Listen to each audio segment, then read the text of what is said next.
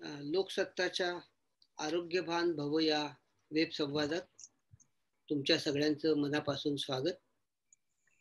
आजच्या या वेब संवादासाठी महाराष्ट्रातल्या आणि महाराष्ट्राबाहेरच्या खूप लोकांनी मोठा प्रतिसाद दिलेला आहे.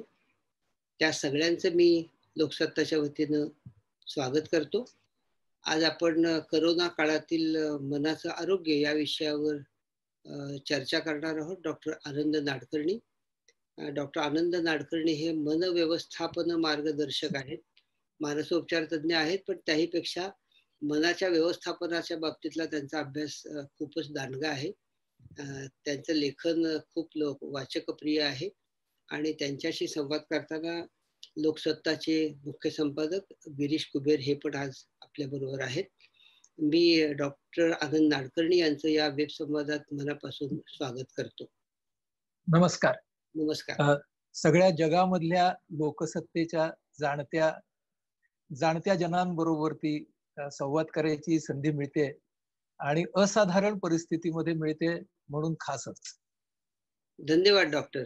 झालंय असं की एरवी 4 दिवसाची रजा मिळता मिळता मारामार असणाऱ्या तमाम लोकांना ती रजा कशी एकदा आनंदात भोगू असा मनात विचार असताना त्यांना जवळजवळ 33 दिवसांची रजा मिळाली. ती रजा नकोशी व्हायला लागलेली आहे. त्या रजेनं लोकांच्या मनात भीतीचं काहूर उठलेलं आहे. हा करोना कधी जाणार, ही रजा कधी संपणार आणि आपण परत मूळ पदावर कधी येणार, अशा अनेक गोष्टींनी सगळ्यांचं मन सैरभैर झालं आहे.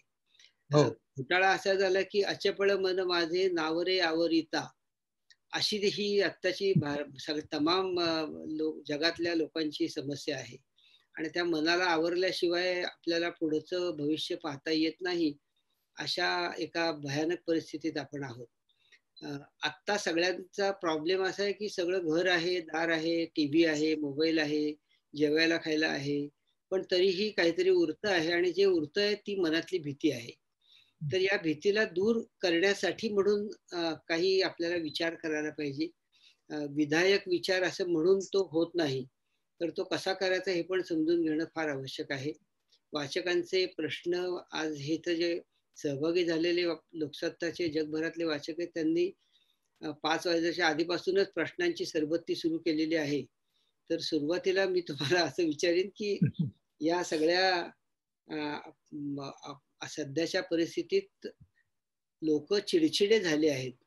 त्यांचा एकमेकांशी असलेला म्हणजे आधी मुळात घरातली माणसं एकमेकांना भेटत नव्हती, आता फारच भेटायला लागल्यामुळे त्यांच्या संवादात पण काही एका प्रमाणात विसंवाद निर्माण झालाय का काय, अशी परिस्थिती सध्या निर्माण झालेली आहे. तर अशा परिस्थितीत लोकांनी नेमकं मन स्वास्थ्य टिकवायचं म्हणजे काय करायचं? ठीक आहे मुकुंद, मला वाटतं अगदी मूलभूत प्रश्नापासून आपण सुरुवात करतोय आणि ते चांगलं आहे.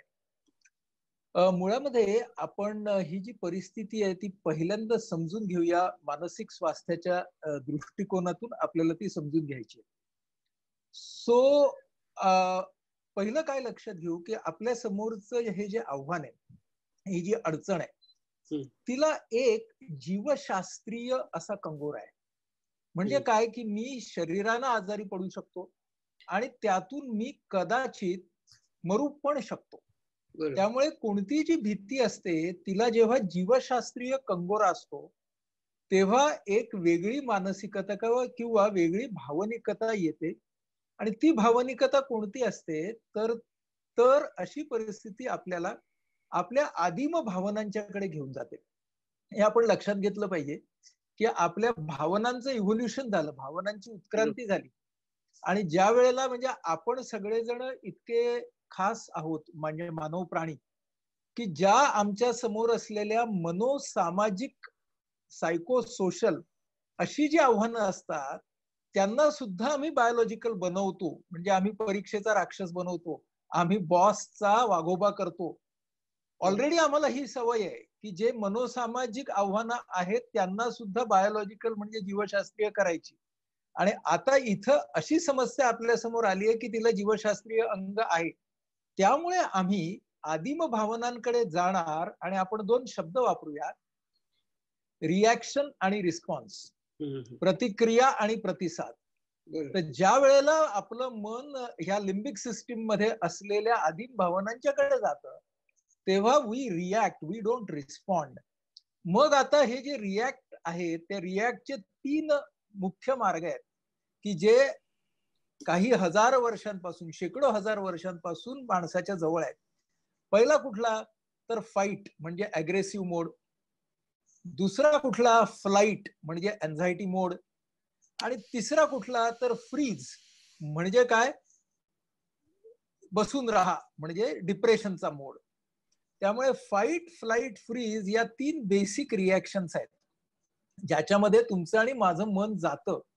म्हणून तुम्ही जो प्रश्न विचारलात आता तो भीतीच्या चिडचिडीचा म्हणजे अग्रेशन, भीती म्हणजे एन्झायटी, आणि काही खरं राहिलंच नाहीये म्हणजे डिप्रेशन. तर या प्रिमिटिव्ह रिॲक्टिव्ह मोड वरती आपलं मन जातं. आणि एक लक्षात घेऊया की आपलं मन जाणार म्हणजे आपल्याला ना हे मात वगैरे आपल्याला अशी काय सवय झालेली आहे काय माध्यमांच्या मुळे झाली की नाही माहित नाही की दिसली समस्या की कर तिच्यावर मात. तर इतक्या घाईनं ते होणार नाही. पहिल्यांदा आपल्याला हे समजून घ्यावं लागेल की फाईट, फ्लाइट, फ्रीज हे आपल्या सोबत राहणार आहेत बुवा. म्हणजे ती भीती, ती चिडचिड, ते डिप्रेशन हे माझं आहे आणि त्याची जबाबदारी मी घेत आहे त्या आदिम भावनांची. हे पहिल्यांदा मला स्वतःला सांगायला पाहिजे, मान्य केलं पाहिजे की माझं मन कधीही परिपूर्ण अवस्थेमध्ये असणार नाही. अगदी जो उत्तम पद्धतीने मनव्यवस्थापन करत असेल त्याला सुद्धा आता उद्या काय होणार याची भीती जाणवू शकते. मी जर तुम्हाला असं म्हणालो मी ना एकदम असा ध्यानपूर्वक वगैरे राहतोय तर मी खोटं बोलतोय. मला सुद्धा मध्ये मध्ये चिडचिड होते, मला सुद्धा मध्ये मध्ये उद्याच्या अनिश्चिततेचं भय वाटतं, मला सुद्धा उद्या हे सगळं ठीक होणार नाही असं वाटतं. हे बरोबर हे सांगितलं ते बरं झालं. मला वाटतं डॉक्टरचे पोट बिघडतं म्हटल्यानंतर अनेकांची पोट बरी होतात मला वाटतं. हो, किंवा ऑर्थोपेडिक सर्जन असला तर त्याचा पाय मोडू नये असं नाहीये. तर आपण सगळी माणसं आहोत आणि सगळी माणसं विशेष परिस्थितीमधून जात असताना पहिल्यांदा प्रायमल मोड वरती जाणार म्हणजे आपण त्याचं सोशल बिहेवियर मध्ये असलेलं रूपांतरही बघूया. ज्या वेळेला मला प्रचंड एन्झायटी होते, उद्या काय होणार ते कळत नाही, प्रश्नचिन्हांकित विचार माझ्या लागतात, मला पिशवी घेऊन बाहेर जायची संधी मिळाली तर मी 5 दिवसाची 6 दिवसाची 7 दिवसाची भाजी भरून आणतो. बरोबर, म्हणजे मी साठा करायला लागतो. किंवा मला प्रचंड चिडचिड झाल्यावरती मग मी काय करतो की घरच्या माणसांच्या वरती खूप चिडायला लागतो. किंवा मी डिप्रेशनकडे जायला लागलो की मी जास्त खायला लागतो. सो या ज्या सगळ्या आपल्या गोष्टी होत आहेत त्या पहिल्यांदा जाणून घेऊया की हे असं होणं स्वाभाविक आहे. मग आता आपल्याला प्रतिक्रियेवरून प्रतिसादावर म्हणजे रिस्पॉन्स कडे यायचं तर आपल्याला काय काय केलं पाहिजे. आता आपण मान्य केलं या सगळ्या माझ्या भावना आहेत आणि मला आता त्यांचं नियोजन करायचंय. तर आपण या सगळ्या भावनांना असह्य भावना असं म्हणून आपल्याला असह्य भावनांकडून पहिल्यांदा स्वतःला सह्य भावनांकडे आणायचंय. हे लक्षात घ्या, from intolerable emotions to tolerable emotions. आपल्याला प्लेजरेबल इमोशन्स कडे नाही यायचंय पहिल्यांदा. म्हणजे आपण नेहमी सांगताना काय सांगतो माहितीये ना की अरे तू फार डिप्रेस झालास का, जरा जोक वाचवर का, एक चांगला विनोदी पिक्चर बघ. तर तो माणूस आपल्यावर भडकतो. तो म्हणतो की अरे मी इथे माझ्या मनात इतके नकारात्मक विचार येत आहे आणि तुम्हाला पिक्चर बघायला काय सांगतोस. तर आपलं मन कधीही इनटॉलरेबल वरून प्लेजरेबल वरती उडी घेत नाही, असह्य वरनं सुसह्य वरती येत नाही. मध्ये सगळ्यात महत्वाचा टप्पा आहे त्याला आपण म्हणतो सह्य भावना. म्हणजे 12वी न होता BA होता येत नाही तशा स्वरूपाचं. हो, अगदी तसं. म्हणजे सह्य वरती पहिल्यांदा आपल्याला यायला पाहिजे. आता सह्य भावना म्हणजे काय ते सांगतो. म्हणजे असह्य टू सह्य. तर असह्य मध्ये तुमचं आणि माझं मन काय म्हणतं तर आपल्या मनाचा एक कॉमन जप असतो, त्याला आमच्या REBT रॅशनल इमोटिव्ह बिहेवियर थेरपीमध्ये म्हणतात आय कांट स्टँड इट. म्हणजे आता हे मला शक्यच नाही, हे अशक्य झालेलं, I just can't stand it. तर म्हणून आपल्या सगळ्यांचा कॉमन आजार आहे जो या परिस्थितीमध्ये कॉमन झालाय त्याचं नाव आहे आय कांट स्टँडिटायटिस. म्हणजे जसा अपेंडिसायटिस, टॉन्सिलायटिस, तसा तुम्हाला आणि मला दर दिवशी नेमाने आय कांट स्टँडिटायटिस या आजाराचा झटका येतो. तर म्हणून पहिल्यांदा काय करायचं की आपल्याला स्वतःला आय कांट स्टँड इट पासून आय कॅन स्टँड इटला आणायचंय. म्हणजे मुकुंद, तुम्ही पहिल्यांदा जे म्हणालात की आमच्याकडे एवढ्या सगळ्या गोष्टी आहेत, म्हणजे मी घरात आहे, मला खायला मिळतंय, हे सगळं आय कांट स्टँडिटायटिसला गेल्यावरती दिसत नाही बघा. हा, मग आता आय कॅन स्टँड इट, कारण माझ्याकडे ह्या सगळ्या गोष्टी आहेत. I can stand it because मी माझा मेंदू आणि मन वापरू शकतो, मी माझं शरीर वापरू शकतो. मग मला काय डोक्यात आणलं पाहिजे आय कॅन स्टँड इटला आणण्यासाठी? तर माझ्या नियंत्रणाखाली सध्या असलेले घटक कोणते आणि माझ्या नियंत्रणाच्या बाहेर असलेले घटक कोणते. Factors within control, factors beyond control. म्हणजेच आपण हा बेस आहे सगळ्याचा, की मला जगामध्ये प्रत्येक ठिकाणी इतिहासामध्ये ज्या ज्या वेळेला अडचणी आल्या तेव्हा त्या लोकांनी फॅक्टर्स विदिन कंट्रोल वरती काम केलंय. आणि फॅक्टर्स विदिन कंट्रोल वरती काम करण्यासाठी माणसांनी त्या वेळी आपापलं निरीक्षण, आपापलं परीक्षण वापरलंय. लोकसत्ताच्या अंकामध्ये आज गिरीशनी लिहिलंय एडवर्ड जेन्नरच्या लसीबद्दल. तर हा जो एडवर्ड जेन्नर असतो तो निरीक्षण करतो and he starts working on factors which are within his control. तो स्वतःच्या नियंत्रणाखाली असलेल्या घटकांवरती काम करायला सुरुवात करतो आणि लस निर्माण होते पुढे, हे आपण पाहिलं. तेव्हा मग आपल्याला माझ्या आता नियंत्रणाखाली काय आहे आणि ते करत असताना मी काय पद्धतीने पुढे जाणार आहे, हे ह्याला काय लागते, चिकाटी लागते. याला काय लागतात, परिश्रम लागतात. याला काय लागतं, तर मी जे करतोय त्यावरती माझा अढळ असा विश्वास लागतो. हे जेव्हा सगळं होतं तेव्हा त्या मानसिक अवस्थेला नाव दिलेलं आहे इंग्रजीमध्ये रेझिलियन्स. म्हणजे आय कॅन स्टँड इटचं नाव आहे रेझिलियन्स आणि त्याचं संस्कृत नाव आहे तितिक्षा. आणि त्याचं मराठीमध्ये ज्ञानेश्वरांनी दिलेलं नाव आहे सहनसिद्धी. सहनशक्ती नाही, सहनसिद्धी, जी साधक बनून शिकावी लागते ती. म्हणजे त्यामध्ये माझ्या नियंत्रणाखाली असलेल्या घटकांचा विचार करायचा आणि मला माझं विकासक गोल, माझं जे उद्दिष्ट आहे ते उद्दिष्ट, मला आत्ताचं माझं उद्दिष्ट काय आहे, फॉर एक्झाम्पल की माझं उद्दिष्ट माझं वैयक्तिक आरोग्य असू शकेल, माझं कौटुंबिक आरोग्य असू शकेल, मी माझा जो काही व्यवसाय घरातून करू शकतोय ते माझं उद्दिष्ट असू शकेल. या उद्दिष्टाबरोबर मला प्रामाणिकपणे स्वतःला जोडून घ्यायला पाहिजे. बरोबर. जी त्या माणसाची उद्दिष्ट असतील त्याप्रमाणे, मग मी सिनियर सिटीझन असेल किंवा मी एखादा टीनेजर असेल, तर ह्या उद्दिष्टांबरोबरची बांधिलकी ही या काळामध्ये सगळ्यात महत्वाची ठरते.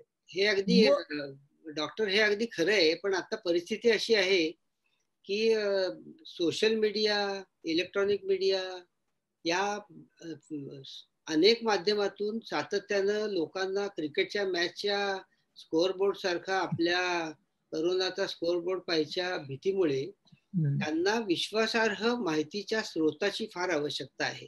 आणि कशावर विश्वास ठेवायचा हे त्यांना समजेनासं झालंय.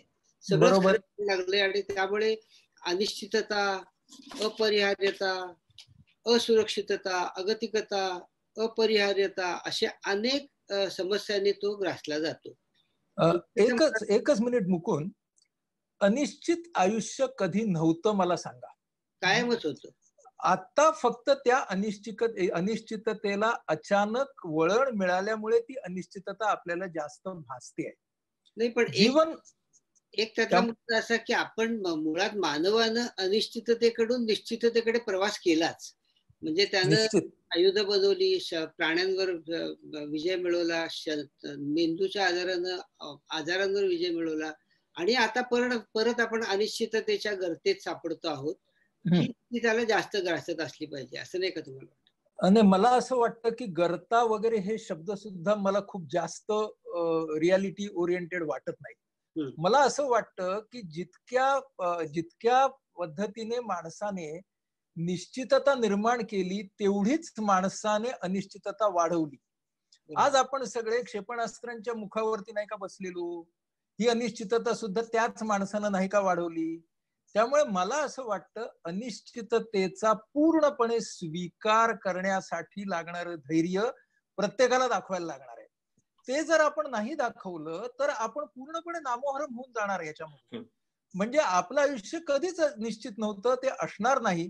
याच्या पुढे नवीन नवीन या सगळ्या गोष्टी येतील. म्हणजे त्या अव्हेंजर्स मध्ये कसं दुसऱ्या ग्रहमालेतून सुद्धा लोक एलियन्स येऊ शकतात की नाही, येऊ शकतात. म्हणजे आपलं आयुष्य हे पूर्णपणे निश्चित असणार नाही याची मनोमन खुणगाट प्रत्येकाने बांधणं खूप गरजेचं आहे. मला असं वाटतं आय कॅन स्टँड इटला राहायचं असेल तर.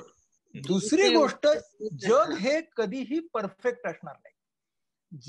जगाला आपण आजच्या इम्परफेक्शन कडून कोणत्या तरी एका परफेक्शन कडे नेण्याचा प्रयत्न करतोच. माणसं करतायत, कलाकार करतायत, शास्त्रज्ञ करतायत, गणिती करतायत, उद्योगपती करतायत, खेळाडू करतायत, सगळे करतायत. पण त्याचबरोबर आपल्याला हे पण लक्षात घ्यायला लागेल की तरी सुद्धा perfect world is going to be utopia, हा जो शब्द पहिल्यापासून ग्रीक काळापासून वापरलेला आहे, तर तो युटोपिया, रामराज्य हे काय आहेत, या सगळ्या ज्या गोष्टी आहेत ह्या आपल्या आकाशात दिसणाऱ्या ताऱ्यासारख्या. त्यांच्याकडे जायला हवं, पण आपण जमिनीवरती चालणार आहोत हे आपण लक्षात ठेवायला पाहिजे. त्यामुळे अनिश्चितता ही राहणार वेगवेगळ्या तऱ्हेची. जग हे कधी परफेक्ट असणार नाही. पण याचा अर्थ हे सगळं असूनही माझ्या जगण्यामध्ये अर्थ निर्माण करण्याचं सामर्थ्य माझ्याकडे माझ्या मेंदूने दिलेलं आहे. जगण्यामधला अर्थ मी निर्माण करू शकतो. तो अर्थ जर मी निर्माण करू शकलो तर मी ही परिस्थिती माझ्या पद्धतीने बदलू शकेन. हे मला वाटतं प्रत्येक क्रायसिस आपल्याला सांगतेय, प्रत्येक कसोटीचा काळ आपल्याला सांगतोय. त्याच्यातून आपण योग्य तो बोध घेतला आणि जर आपण या आय कॅन स्टँड इट वरती स्वतःला ठेवलं आणि पुढे गेलो तर काही काळानंतर सुसह्य भावनांचा उगम होऊ शकेल. म्हणजे 3 मे नंतर डायरेक्ट आपण सुसह्य भावनांवरती उड्या मारणार आहोत. अशी आशा करूया. नाही, पण अशी ती आशाच आहे, असं होणार नाहीये. सुसह्य भावना येण्यासाठी वेळ लागणारच आहे. वाचकांना डॉक्टर आता प्रश्न विचारलाय त्याला तुम्ही परस्पर उत्तर पण दिलेलं आहे. त्याचं म्हणणं असं की गेले 8 दिवस मला अजिबात झोप लागलेली नाही. डोक्यात जॉब संबंधित स्ट्रेस आणि त्यात हा करोना, त्यामुळे सतत एक भीती डोक्यात बसली आहे की यातून आपण बाहेर निघणार तरी कधी, शांत झोप लागण्यासाठी काय करता येईल आणि डोक्यातील विचार कसं थांबवता येईल याचं उत्तर खरं म्हणजे तुम्ही दिलेलं आहे. पण मी त्यांना तरी सुद्धा पटकन 2 मुद्दे सांगतो. पहिला मुद्दा जो खूप महत्वाचा आहे, मानसिक आरोग्याच्या ज्या तक्रारी येतील त्या कृपया अंगावर काढू नका. मानसिक आरोग्य हे शारीरिक आरोग्य इतकंच महत्वाचं असल्यामुळे आमच्यापैकी अनेक व्यावसायिक आज ऑनलाईन काम करतायत. आम्ही सगळे प्रत्यक्ष सुद्धा इमर्जन्सीत काम करतो आहोत, बरेच जण. त्यामुळे जवळच्या मनोविकार तज्ञाचा, मानसोपचार तज्ञाचा निश्चितपणे सल्ला घ्या, हे मी त्यांना सांगेन. हे अंगावरती काढणं फार असतं आपल्याकडे. आणि मी आता पाहतोय ओपीडी मध्ये की या तऱ्हेच्या चिंता असलेले, या तऱ्हेचे डिप्रेशन असलेले लोक माझ्याकडे येत आहेत. पटकन एक प्रश्न येतो लोकांचा, म्हणून मी तो सांगतो की माझी एन्झायटी, माझी चिंता किंवा माझं डिप्रेशन हे वाढतं आहे, हे मी कसं ओळखायचं, मी मदत कधी घ्यायची. तर तो आपल्या वाचकांच्या साठीचा महत्वाचा प्रश्न आहे, म्हणून ते पटकन निकष सांगतो त्याचे. या ज्या सगळ्या आपल्या फाईट फ्लाईट फ्रीज वाल्या, म्हणजे संताप असेल, चिंता असेल किंवा नैराश्य असेल, या भावनांची इंटेन्सिटी, फ्रिक्वेन्सी आणि ड्युरेशन. इंटेन्सिटी म्हणजे तीव्रता, फ्रिक्वेन्सी म्हणजे पुनरावृत्ती आणि ड्युरेशन म्हणजे कालावधी किंवा व्याप्ती. या 3 गोष्टींच्याकडे नजर ठेवा. जर इंटेन्सिटी, फ्रिक्वेन्सी, ड्युरेशन वाढत असेल तर सल्ला घ्यायला हवा, एक मुद्दा. दुसरा मुद्दा की जर या भावनांचा परिणाम तुमचा स्वतःशी असलेल्या कम्फर्ट वरती होत असेल तर निश्चितपणे बघा की I am not comfortable with my self, मला हे आवडत नाहीये, माझं चिडणं, माझी भीती, माझं डिप्रेशन. तिसरी गोष्ट, याचा परिणाम तुमच्या नातेसंबंधांवरती होत असेल तर चौथी गोष्ट, या भावनांचा परिणाम तुमच्या उत्पादकतेवरती होत असेल तर. आणि पाचवी गोष्ट, आतापर्यंत तुम्हाला ज्या गोष्टींमध्ये समाधान वाटत होतं त्यातलं समाधान सुद्धा जर कमी होत असेल तर. असं जर घडत असेल तर मानसिक आरोग्याचा सल्ला तुम्ही घ्यावा, असं या निमित्ताने सगळ्यांना मला सांगणं आवश्यक वाटतंय. आणि एक मुद्दा असा मांडायचा आहे आरोग्य रचनेच्या दृष्टीनं, की मानसिक आरोग्याला आपण एक वेगळं स्थान शारीरिक आरोग्याच्या बरोबरीनं देण्याची गरज आहे. डॉक्टर, हाच मला मुद्दा एक महत्वाचा वाटतो. मानसिक आरोग्य असं म्हणालेलं आहे, पण मन आणि आरोग्य यांचा नातेसंबंध पण थोडासा तुम्ही सांगायला हवा असं मला वाटतं. तुमचा तो अभ्यासाचा विषय आहे. हो, आपण तो सांगूया की मनाचं आरोग्य आणि शरीराचं आरोग्य या दोन गोष्टींचं नातं कसं आहे. आणि ते सांगण्यासाठी आपण उदाहरण आपल्या या व्हायरसच घेऊया फॉर एक्झाम्पल, म्हणजे ते सगळ्यांना कळेल. आपला जीव किंवा लाईफ, कोणताही जीव आहे, मनुष्य प्राण्याचा जीव आहे, याच्यामध्ये दोन संस्था महत्वाच्या आहेत. पहिली जी आहे ती अंतर्गत रोगप्रतिकार शक्ती आहे, जी शरीरावरती हल्ला करणारा, मग तो रोगजंतू असेल, व्हायरस असेल, विषाणू असेल, या सगळ्यांचा प्रतिकार करते. म्हणजे एखादा व्हायरस, पॅथोजेन आपण त्याला म्हणू, व्हायरस आला, एखादा बॅक्टेरिया आला, तर आपल्या ज्या पांढऱ्या पेशी आहेत, व्हाईट ब्लड सेल्स आहेत, त्यांच्याद्वारे आपण एक इम्युन रिस्पॉन्स तयार करतो. या ज्या पेशी असतात, या पेशी दोन प्रकारच्या असतात. मी रफली बोलतोय. त्यातली एक असते ते योद्धे असतात, म्हणजे ते डायरेक्ट त्या विषाणूवरती, त्या बॅक्टेरियावरती हल्ला करतात. काही पेशी ज्या असतात त्याची मेमरी कॅरी करतात, म्हणजे पुढे असं जर झालं तर काय करता येईल बुवा आपल्याला. म्हणजे काही पेशी असतात त्या आत्ताची लढाई लढतात, आणि काही पेशी असतात हे युद्ध जर चाललं, म्हणजे बॅटल आणि वॉर, हे युद्ध जर खूप जास्त चाललं तर काय करायचं, हे काही पेशी करतात. बघा आपली अंतर्गत रोगप्रतिकार शक्तीची रचना कशी आहे. आता हे होत असताना आतमध्ये या सगळ्याचा सिग्नल म्हणून जो निर्माण होतो त्याला फीव्हर रिस्पॉन्स असं म्हणतात, म्हणजे ताप. आता हा जो ताप आपल्याला येतो, तो ताप हा सिग्नल असतो. आणि त्या तापाच्या बरोबरीने तुमच्या असं लक्षात येईल की व्हायरल फीव्हर मध्ये खास करून तुमचा थकवा, निरुत्साह, हुरूप जाणं, डिप्रेस्ड वाटणं, ह्या सगळ्या गोष्टी लक्षणं म्हणून येतात. ती लक्षण हे सिग्नल्स आहेत. हे सिग्नल्स काय आहेत? एक तर तुम्ही झोपा, पडून राहा, म्हणजे तुमच्या रोगप्रतिकार शक्तीला वेळ मिळेल, आणि दुसरी गोष्ट तुम्ही संसर्ग बाहेर करणार नाही. आता जेव्हा फीव्हर रिस्पॉन्स येतो तिथे मन येतं, आणि मन त्या फीव्हर रिस्पॉन्सचं रूपांतर सिकनेस रिस्पॉन्स मध्ये करतो. म्हणजे आता आपण जे बोललो आतापर्यंत ते आजाराबद्दल बोललो, आणि आता आपण बोलतोय ते आजारपण या अवस्थेबद्दल बोलतोय. आजारपण नावाची अवस्था आली की मन आलं, आणि मन कशाला रिॲक्ट करतं? आजारपणाला. ओके. आता मन जेव्हा आजारपणाला रिॲक्ट करतं त्यावेळेला मन तीन पद्धतीने रिॲक्ट करतं. म्हणजे मनामध्ये तीन तऱ्हेचे विचार येतात. काही असतात ते रिॲक्टिव्ह थॉट्स असतात, म्हणजे आता अरे बापरे ताप आलाय, अलीकडे खूप झालंय बघा, थोडा ताप आला, शिंक आली कोणाला, खोकला आला की सगळ्यांना वाटतं आता कोरोनाचीच टेस्ट करून घ्या. हे त्याचं महाभयंकरीकरण केलेलं. एकच मध्ये तुम्हाला व्यत्यय आणतो. आजार नसताना आजारपण असणं आणि आजारपण आणि आजार हे वेगळं असणं, हे मला असं वाटतं की असू शकतं, हे आधी स्पष्ट असायला हवं ना. अगदी अगदी अगदी. म्हणजे आजार नसतानाही आजारपण असू शकतं, बरं का. म्हणजे आपण आजारपण आणू शकतो. आपण इतके माहीर आहोत ना, आजार जो होतो तो एका बाजूनं बाहेरून काहीतरी पॅथोजेन येतो, पण आपलं डोकं इतकं सॉलिड आहे की आजार नसतानाही तो आजार मला झाला आहे ह्याचं दृश्य मनाच्या द्वारेच पुन्हा ते बघू शकतो.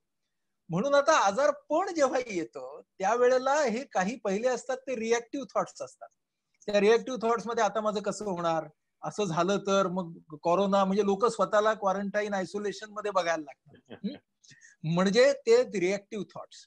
दुसरे कुठले थॉट्स आहेत त्याला म्हणायचं रॅशनल थॉट्स, की आता मला जर ताप येत आहे तर मी काय काय केले पाहिजे, बरोबर आहे, आणि हा ताप येणार आहे, हा जाणार आहे, वाढू नये म्हणून मी काय करावं, वाढला तर काय करावं. So these are rational thoughts. आणि तिसरे असतात ते असतात रुमिनेटिव्ह थॉट्स, म्हणजे त्याच्यावरती फक्त रवंथ करत बसायचं. म्हणजे माणसाच्या मनाला या तिन्ही वरती जाणार तो. जास्तीत जास्त मी जर रॅशनल वरती राहिलो, म्हणजे वास्तवाला धरून राहिलो आणि कोणत्याही परिणामांचा मी अतिरंजित विचार केला नाही किंवा मी त्या परिणामांकडे बेपर्वा पद्धतीने सुद्धा पाहिलं नाही, तर मी तो सिकनेस रिस्पॉन्स जो आहे माझा, हा मी माझ्या रोगप्रतिकार शक्तीला जोडू शकतो. लक्षात आलं? म्हणजे आता माझी अंतर्गत रोगप्रतिकार शक्ती आणि माझी बाह्य मनशक्ती म्हणजे शरीर. इथे फक्त या मुद्द्यावरती अनेकांचा एक गोंधळ होतो आणि तो फक्त मी प्रश्नात दिसतो म्हणून तुमच्यापर्यंत मांडतो. पण माझा आजाराची भावना ही खरी आहे की खोटी आहे हेच मुळात ओळखायचं कसं, की मला वाटतंय आजारी झालो का मी खरोखर आहे, अनेकांचा होऊ शकतो ना. बघा ना, जर मला शारीरिक आजार असेल तर त्यासाठी आपल्याकडे खूप पॅरामीटर्स आहेत. म्हणजे आज तर आपण तुमच्या त्या टेम्परेचरच्या गन पासून ते डॉक्टरांच्या तपासणीपासून ते रक्ताच्या तपासण्यांपर्यंत आपण करू शकतो. आणि फक्त आजारपणाचा मानसिक आजार असेल तर काय करायचं, त्याची पथ्य मी आधीच सांगितली तुम्हाला की काय करायला पाहिजे ते. माझा मुद्दा असा आहे की हा जो सिकनेस रोल आहे, म्हणजे आजारपण नावाची जी गोष्ट आहे ती माणसं कशी वापरणार ही सुद्धा महत्वाची गोष्ट आहे. म्हणजे ते जर रॅशनल राहिले त्याच्यामध्ये तर ते ह्या आजारातून बाहेर सुद्धा पडतील. ओके, किंवा बाहेर पडण्याची शक्यता खूप जास्त आहे. पण मला जे म्हणायचंय ते ह्याच्या पुढे म्हणायचंय.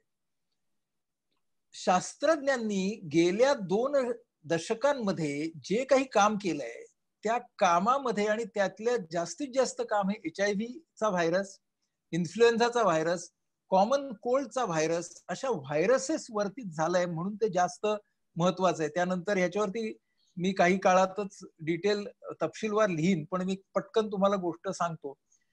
त्यांना असं दिसून आलंय की भावना ही भावनिकता आणि भावनिक नियोजन ह्याचा डायरेक्ट परिणाम हा टी सेल्स वरती होतोय आणि टी सेल्सच्या कार्यक्षमतेवरती होतोय. ही अत्यंत क्रांतिकारक गोष्ट आहे. आपण आतापर्यंत आपण काय बोलतो की ह्या कोरोनाच्या गोष्टीचा, या घटनेचा, या साथीचा मनावर होणारा परिणाम, पण आपण आता इथे काय म्हणतोय, आपली रोगप्रतिकार शक्ती या कोरोनाला तोंड देण्याची आणि आपली भावनिकता यांचा अंतर्गत संबंध आहे. हा संबंध, माझी भावनिकता जर स्थिर असेल, म्हणजे मी आय कॅन स्टँड इटला असेल, मी सह्य भावनांना असेल आणि तिथून हळूहळू वाटचाल करत सुसह्य भावनांकडे येत असेल, तर माझा बॉडी रेझिस्टन्स हा बॉडी रेझिस्टन्सही असणार आहे. सो इट्स नॉट बॉडी आणि माइंड ह्याचा वेगळा वेगळा रेझिस्टन्स. तर ती प्रतिकार शक्ती ही एकाच पद्धतीने काम करणार आहे. म्हणजे व्हायरस वरती काम जेव्हा केलं HIV वरती, तेव्हा एका शास्त्रज्ञांनी इतकं छान लिहिलंय. ते म्हणाले की त्यांना काय दिसून आल्या 4 गोष्टी, की कधी माणसं चांगली बाहेर पडतात त्या HIV वरनं. त्यांनी सांगितलं पहिल्या 3 गोष्टी सोप्या आहेत, म्हणजे त्या नेहमीच सांगितल्या जातात. स्टॉप स्मोकिंग, त्याच्यानंतर तुमचा डाएट म्हणजे आहार तुम्ही किती घेता, आणि तिसरी गोष्ट एक्सरसाइज किती करता, व्यायाम. चौथी गोष्ट त्यांनी सांगितली कॉशस ऑप्टिमिझम, म्हणजे सावधानपूर्वक असलेला आशावाद, सावध आशावाद असं आपण त्याला म्हणू. या सगळ्यांना त्यांच्या शोध निबंधांमध्ये आणि पाहण्यामध्ये त्यांनी इक्वल वेटेज दिलंय, हे लक्षात घ्या. म्हणजे cautious optimism does have a role in our immunity. सावध आशावाद आणि रोगप्रतिकार शक्ती ह्याचं खूप जवळचं नातं आहे. आणि हे आपण आज व्यक्ती म्हणून, कुटुंब म्हणून आणि समाज म्हणून आपल्याला हे लक्षात घेणं खूप गरजेचं आहे. कारण आता हा लॉकडाऊन चालू आहे, पण पुढच्या काळामधली आव्हानही खूप मोठी असणार आहेत. त्यावेळेला आपल्याला आय कॅन स्टँड इट वरती राहायचंय. म्हणजे आपली रोगप्रतिकार शक्ती ही शरीराची आणि मनाची नीट असणं, व्यवस्थित असणं, ही गोष्ट एकतर महत्वाची आहे. दुसरी गोष्ट अशी की हे जर आपल्याकडे असलं आणि समजा आपल्यावरती विषाणूचा, बॅक्टेरियाचा जोरदार हल्ला समजा झाला, तरी सुद्धा असं दिसून आलेलं आहे शास्त्रज्ञांना की याची लक्षणं सौम्य असतात, माणसं त्याच्यातून पटकन बाहेर पडतात. इथपर्यंत लोकांनी ह्याच्यावरती काम केलेलं आहे. म्हणजे तुम्हाला एक खूप मजेशीर याच्यातला एक प्रयोग सांगतो. काय केला त्यांनी काय केलं, 2 गट घेतले बरं का लोकांचे. त्यातल्या एका गटाला त्यांनी असं सांगितलं की तुमच्या जीवनात घडलेल्या वाईट घटना, वाईट प्रसंग, वाईट कालखंड याची तुम्ही आळवणी करा. आळवणी करा म्हणजे पेपर, इंग्रजीचा पेपर वगैरे वगैरे असं.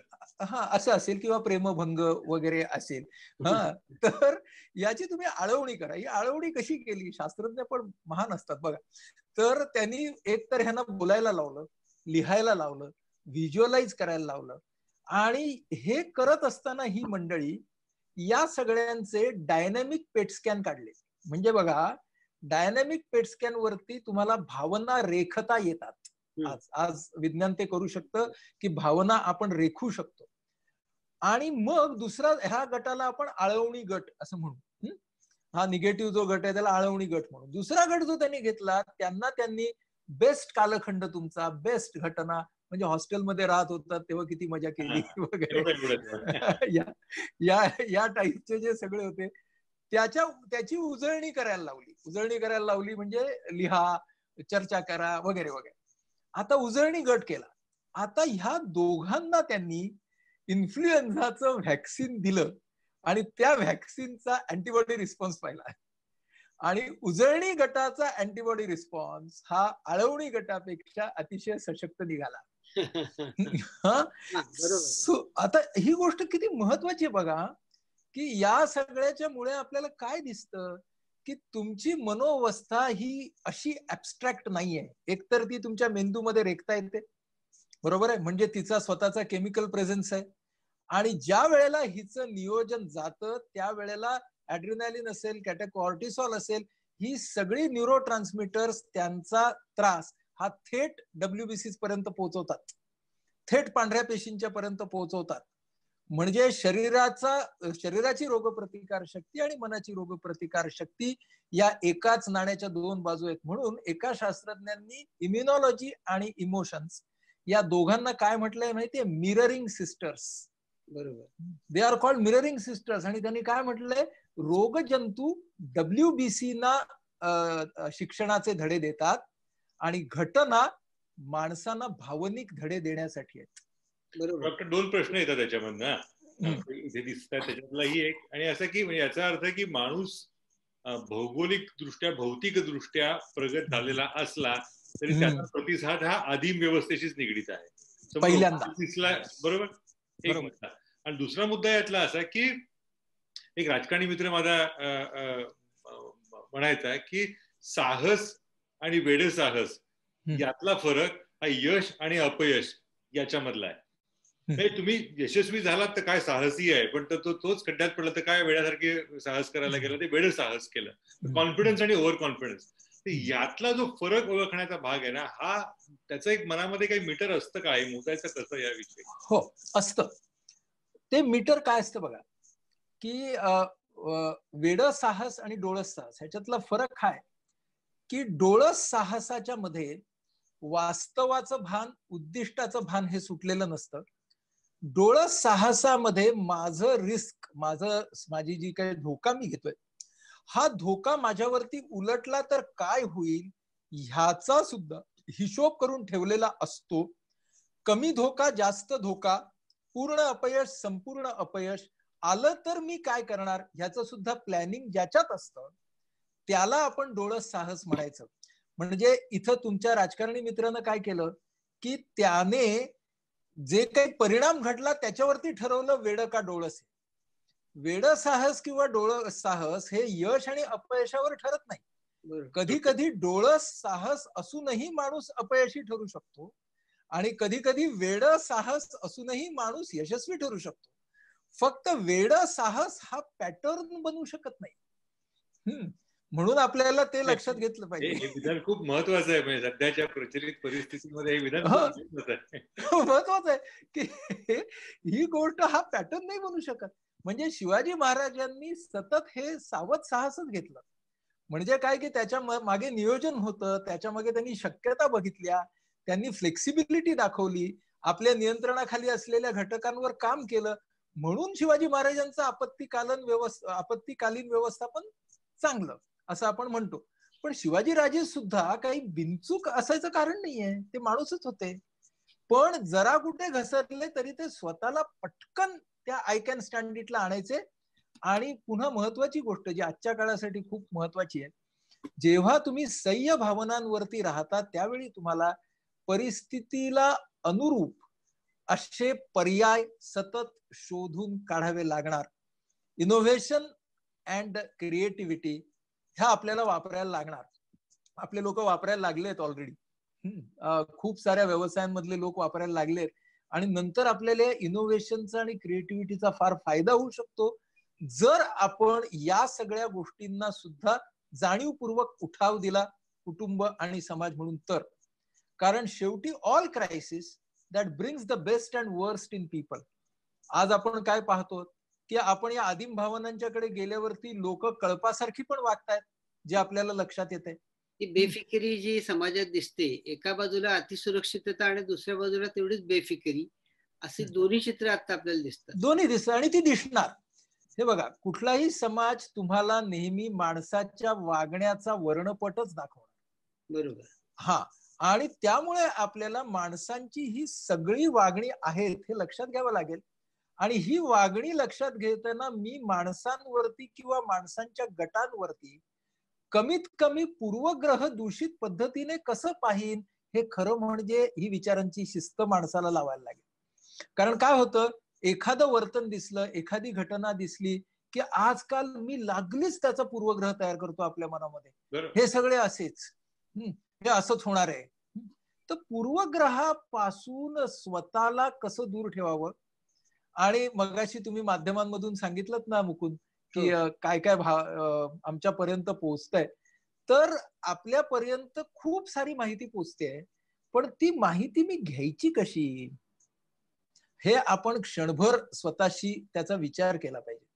आणि तेवढी माहिती घेण्याची मला गरज आहे का? प्रत्येकाने ना आपण आपला माहितीचा कोटा हा ठरवून घ्यावा असं मला वाटतं. आपण दूध नाही का ठरवून घेत, 2 लिटर, आता कधी 1.5 लिटरच, तसं ना माहितीचा कोटा ठरवून घ्या. मी अगदी गंभीरपणे सांगतोय. माहिती बातम्यांचे चॅनल किती वेळ बघा. हो हो, आणि कशासाठी बघा, आणि तुम्ही ते स्कोअर तो नाही आहे. बघा कसं आहे, आपण ना माहितीचा अतिरेक केला तर आपण जास्त प्रमाणात त्या आदिम भावनांच्याकडे जाऊ. या आदिम भावनांच्या पुढे असलेल्या ज्या भावना आहेत त्यांना आपण म्हणतो प्रगत भावना. त्या कॉर्टेक्स मध्ये असतात आपल्या. आणि प्रगत भावना ज्या असतात त्या रिस्पॉन्स देतात. They are thoughtful. ह्या जो रिस्पॉन्स इज थॉटफुल. तर या प्रगत भावनांच्याकडे आपल्याला यायचं असेल तर मग आपल्याला माहितीचं पृथक्करण मी कसं करणार हे ठरवून घेतलं पाहिजे. त्यामुळे एक मी म्हणालो तसं की प्रत्येकाने स्वतः किती माहिती आत घेणार हे ठरवूया. दुसरी गोष्ट, माहिती आणि ज्ञान ह्याच्यामध्ये फरक करूया. कारण माहिती एक आहे आणि ज्ञान वेगळं आहे. So information and knowledge are different. They are many times they are into each other. पण ते आपल्याला थोडंसं बाजूला ठेवलं पाहिजे काय काय करायचं ते. मग आपल्याला आता काय करायला पाहिजे की विचार करत असताना पूर्वग्रहांना कमीत कमी येऊ देऊन मी कसा विचार करू शकतो आत्ताच्या परिस्थितीत. आत्ताच्या परिस्थितीत खूप सारे पूर्वग्रह आपल्या मनामध्ये पैदा होत आहेत, ज्याचा कदाचित वाईट परिणाम आपल्याला नंतरच्या काळामध्ये दिसेल. तो जर आपल्याला कमी करायचा असेल तर आज आपल्याला पूर्वग्रहांना बाजूला ठेवूनचा विचार. आज तुम्ही एक विचार मांडलात की अनेक जण तो तुमचं मत म्हणून घेतात आणि ताबडतोब तुम्हाला एका कप्प्यात किंवा दुसऱ्या कप्प्यात टाकतात. मला असं, आम्ही हे अनुभवतो डॉक्टर, तुमचं म्हणणं बरोबर आहे. तर मला काय वाटतं की आपण, मला विनोबांचं फार छान आठवतं एक कोटेशन आता. विनोबाजी म्हणतात की सत्याग्रही जर व्हायचं असेल माणसाला, सत्याग्रही, तर त्याने पहिल्यांदा सत्यग्राही व्हायला पाहिजे. आता सत्यग्राही याची एक सुंदर व्याख्या विनोबांनी केली आहे. ते असं म्हणतात की माझ्याकडे सत्याचा एक अंश आहे, तुझ्याकडे सत्याचा एक अंश आहे. आपण दोघे जण तो सत्याचा अंश एकत्र करूया, म्हणजे सत्याची तेवढी बाजू आपल्या प्रकाशात येईल. बरोबर, अगदी तेवढी बाजू आपल्या प्रकाशात येईल. संपूर्ण सत्य हे मला कळलेलंच असलं पाहिजे हे काही अशी काही गरज नाहीये. पण सत्यग्राही याचा अर्थ की एका विषयाकडे बघण्याचे अनेक दृष्टिकोन असू शकतात. त्या अनेक दृष्टिकोनांच्या मधून मला माझं मत बनवायचंय. आणि माझं मत एकदा बनवलं तर त्याचा अर्थ ते अगदी घट्ट असलंच पाहिजे असं कोणी सांगितलं? माझं मत तपासणीसाठी मोकळं ठेवणं, पुन्हा या गोष्टीचा मी तुम्हाला पटकन मानसिक आरोग्याशी संबंध सांगतो. जितका विचार पूर्वग्रह दूषित, तितकी विचार करण्याची पद्धत ही रिजिड होते, ऑब्सेसिव्ह होते, आणि जितकी रिजिडिटी जास्त तितकं माणसाचा फ्रस्ट्रेशन टॉलरन्स कमी होतो. बरोबर. आणि आडमुठे म्हणतात तो हाच का प्रकार? आडमुठा ज्याला म्हणलं जातं तो हाच प्रकार बहुधा. हो, बहुधा. पण म्हणजे आणि आडमुठे पण तुमच्या माझ्यात सगळ्यांमध्ये असतं, पण हे काही काही लोकांच्या मध्ये अतिरेकाने होतं, ते कसोटीच्या काळामध्ये जास्त होतं. म्हणून आपण हे डोक्यात घेतलं पाहिजे की to be judgemental in crisis is not a very good thing to happen.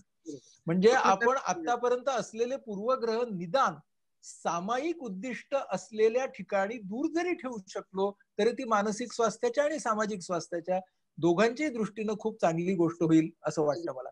एक रोहन कुलकर्णी म्हणून वाचक आहेत, त्यांनी एक चांगला प्रश्न विचारलाय. त्यांचं म्हणणं असं की what is difference between mind and consciousness?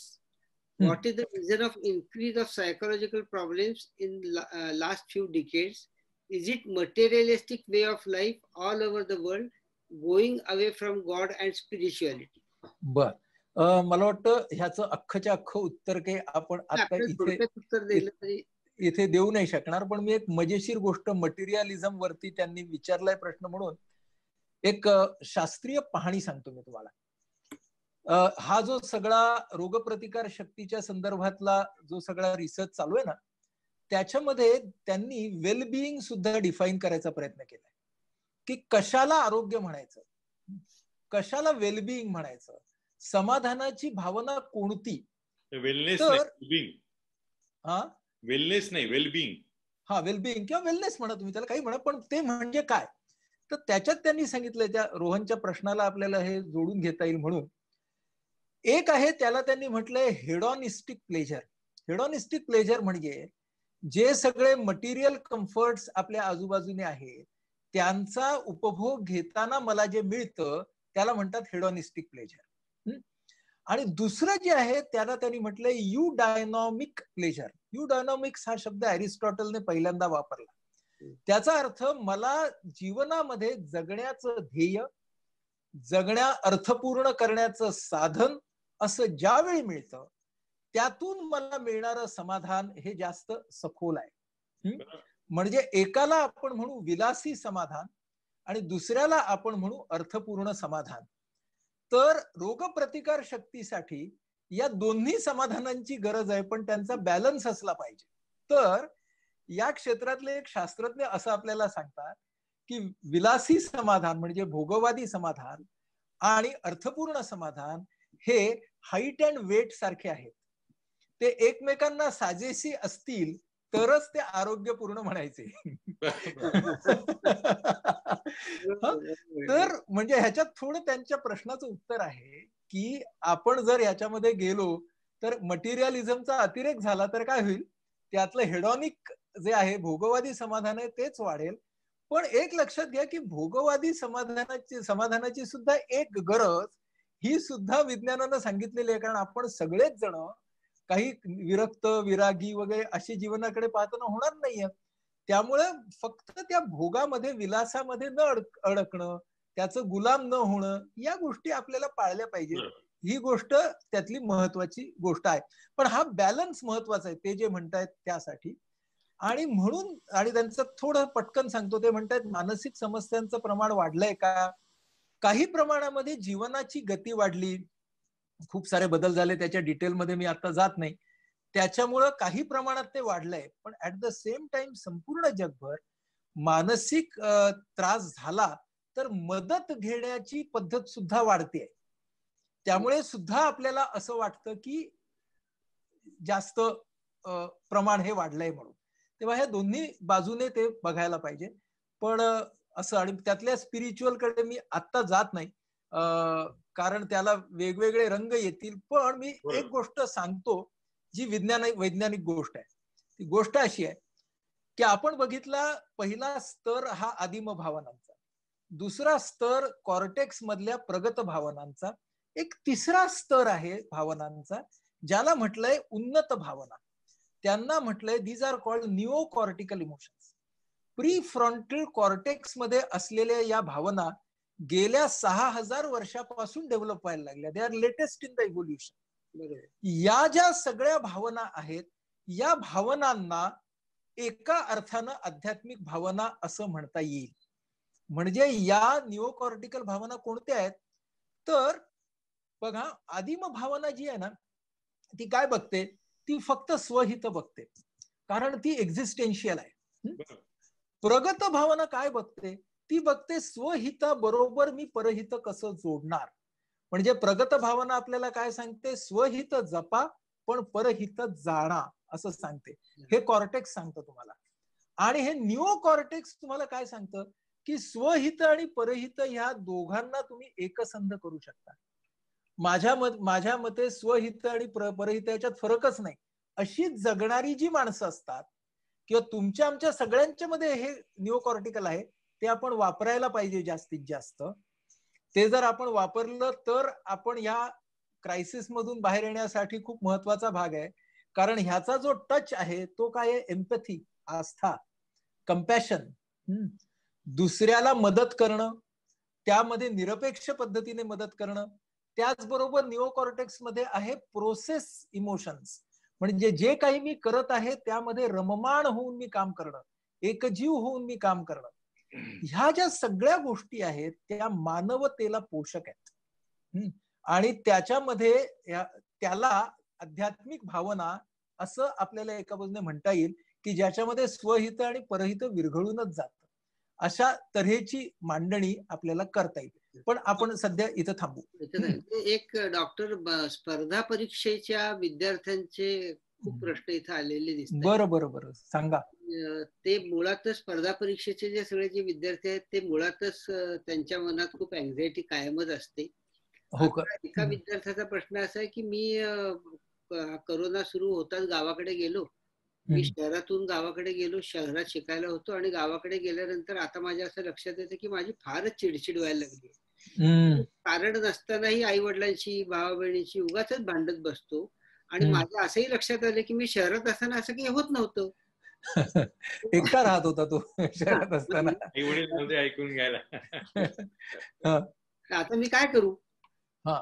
या मुलाला, या विद्यार्थ्याला मी असं सांगेन की तुझं जे स्पर्धा परीक्षेचं ध्येय आहे ते ध्येय मगाशी आपण बघितलं ते अर्थपूर्ण समाधानाकडे वळव. म्हणजेच मला IAS व्हायचंय किंवा IPS व्हायचंय, ते लाल दिव्याच्या गाडीसाठी नाही, म्हणजे ती मिळेलच, फक्त अधिकारासाठी आणि सत्तेसाठी नाही. तर मला माझ्या स्वतःच्या विकासासाठी आणि दुसऱ्यांच्या मदतीसाठी कसा करता येईल असा जर या विद्यार्थ्याने विचार केला, आणि सर्वच विद्यार्थ्यांनी स्पर्धा परीक्षेचा विचार केला की एका बाजूला अर्थपूर्ण ध्येय माझी परीक्षा हे होऊ शकतं का, तो माझ्या करिअरकडे जाण्याचा फक्त एक टप्पा आहे. खरं म्हणजे माझी करिअर खूप मोठी पुढे आहे.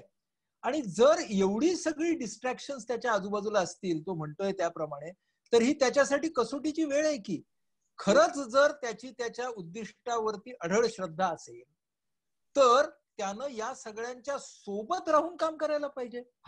म्हणजे आपल्याला अभ्यासासाठी जेव्हा आदर्श वातावरणाची जरुरी आहेच असं आपण म्हणतो, तेव्हा आपल्याला खरंच अभ्यास करायचा आहे की नाही हे पहिल्यांदा मनाने स्वतःला विचारावं. कारण नाही असं असतं. कारण अभ्यासासाठीचं आदर्श वातावरण कोणाला मिळालं होतं आणि तरी लोकांनी अभ्यास केलाच ना. त्यामुळे मला असं म्हणायचंय, लोकांनी स्वतःच्या वृत्ती दोषाचं बिल कोरोनावरती फाडू नये. हे आपल्या वृत्तीमधले दोष आहेत, आपल्या व्यक्तिमत्वामधले दोष आहेत. म्हणजे माणसांची भांडणं, आता माझ्याकडे लोक विचारतात या अशा व्यासपीठांवरती की भांडायला आम्ही खूप लागलो, मग आता आम्ही काय करू. म्हटलं हे कोरोनावरती बिल नाही फाडायचं, आपलं ह्याच्या आधीच जमत नव्हतं आणि आता फक्त एकत्र राहायला लागल्यामुळे ते भांड्याला भांड जास्त लागले हे मान्य करायचं, आणि मग काय जो त्याच्यासाठी सल्ला घ्यायचा तो सल्ला आपण घेतला पाहिजे. तेव्हा आपल्याला काय होतं, अडचण निर्माण झाली की तिचा आपण खुंटीसारखा वापर करतो. ही जी सामाजिक मानसिकता आहे ही मानसिकता बरोबर नाहीये. मला असं वाटतं कारण डॉक्टर आपल्या व्यवस्थेमध्ये आहे का, म्हणजे आपल्या संस्कृतीमध्ये आहे का की आपल्याला आपल्या कृत्याची जबाबदारी घ्यायची सवयच नाहीये. अमुक झालं त्याच्यामुळे, तमुक झालं याच्यामुळे. आपण मान्य करत नाही की आपल्यामुळेच होतंय जे काय होतंय. अगदी खरंय. आणि हा संपूर्ण मानवी स्वभावाचाच भाग आहे की आपण बिल फाडायला कोणीतरी बघतो. बरोबर. आणि बिल फाडायला एकतर यार मला हे जमणारच नाही, मी हा अशाच आहे असं म्हणणार, म्हणजे सेल्फ लेबलिंग. किंवा मग दुसरे लेबलिंग करायला भरपूर असतात आपल्या आजूबाजूला.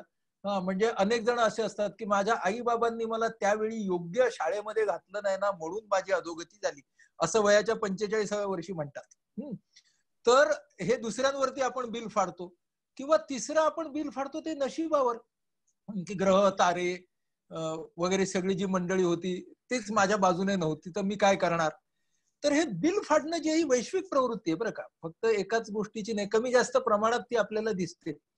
पण बिल फाडण्याची प्रवृत्ती कमी करायची असेल तर काय लागतं, तर पहिली गोष्ट लागते की मी जे ध्येय घेतलेलं आहे ते फक्त म्हणजे या बाबतीत आपण या प्रश्नाच्या संदर्भात ते करिअरचं ध्येय घेऊ, ते फक्त त्या विलासी समाधानासाठी नाहीये तर ते अर्थपूर्ण समाधानासाठी. आणि त्याच्यामध्ये येणाऱ्या अडचणी ह्या येणार आहेत आणि आय विल स्टँड इट, म्हणजे पुन्हा सह्य भावना, म्हणजे पुन्हा तितिक्षा. आणि मला सगळ्या गोष्टी अशा छान मिळायला पाहिजेत ताटावरती.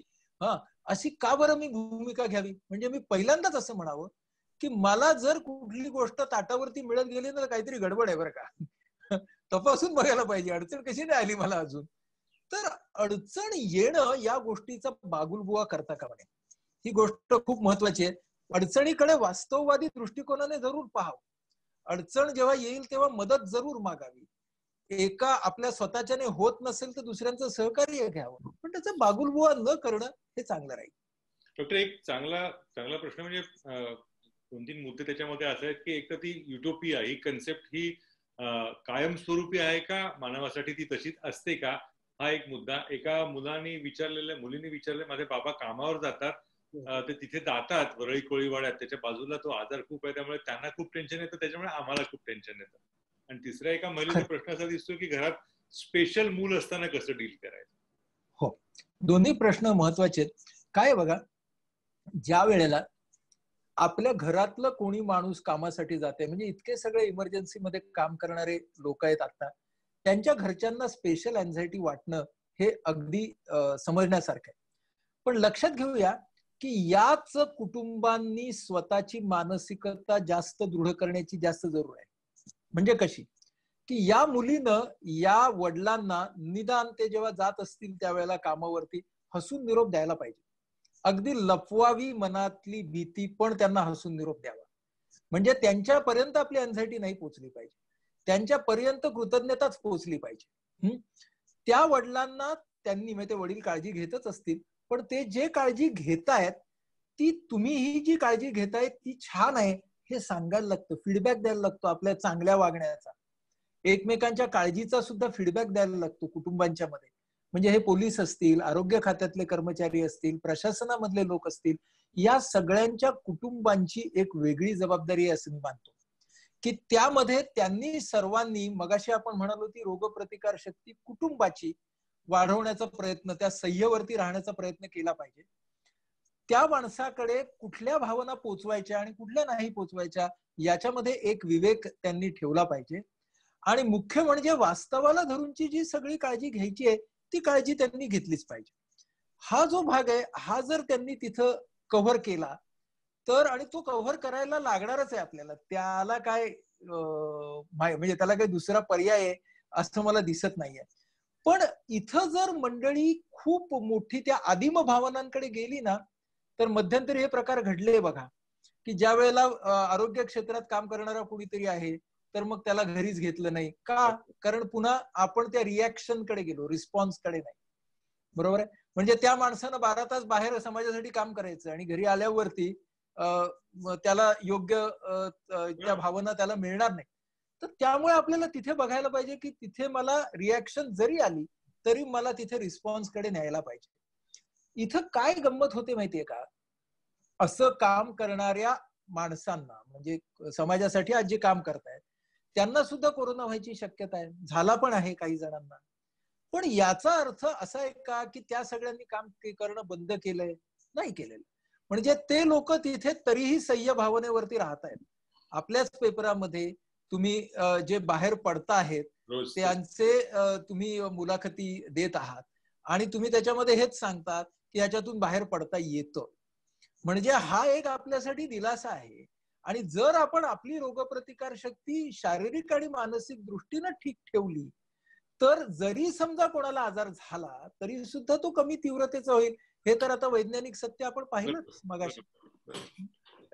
तो जो मुद्दा होता स्पेशल चाइल्ड असेल तर बहुतेक स्पेशल चाइल्ड वरती मी बोलतो. आता स्पेशल चाइल्ड खूप प्रकारची असतात. म्हणजे फिजिकली डिसेबल्ड आहेत, ऑटिस्टिक स्वमग्नता असलेली आहेत, त्यानंतर बुद्धी ज्यांच्या बुद्धीचा प्रश्न इंटलेक्च्युअली कॉम्प्रोमाइज्ड आहेत, खूप तऱ्हेचे आहेत. आणि त्या पालकांच्या बाबतीमध्ये खूप मोठं आव्हान त्यांना आहे. आता ते आव्हान पाळताना माझे 2 ऑब्झर्वेशन्स आहेत. पहिलं ऑब्झर्वेशन असं आहे, जे शहरी भागातली आहेत माझी दोन्ही ऑब्झर्वेशन्स, कारण ग्रामीण भागामध्ये याला खूप जास्त आव्हानात्मक परिस्थिती आहे शहरी भागापेक्षा. पण शहरी भागातली 2 ऑब्झर्वेशन्स अशी आहेत की बहुतेक सगळ्या आया, खास करून आया आणि काही वडील सुद्धा, हे या मुलांच्या बाबतीतले जे असतात ना त्यांच्यामध्ये इनोव्हेशन हे खूप जास्त असतं. म्हणजे ते ना कल्पक असतात. ते ना तुम्हाला आणि आम्हाला ज्या सुचणार नाहीत ना त्या गमती आणि शक्कल आणि आयडियाज ते लोक काढतात.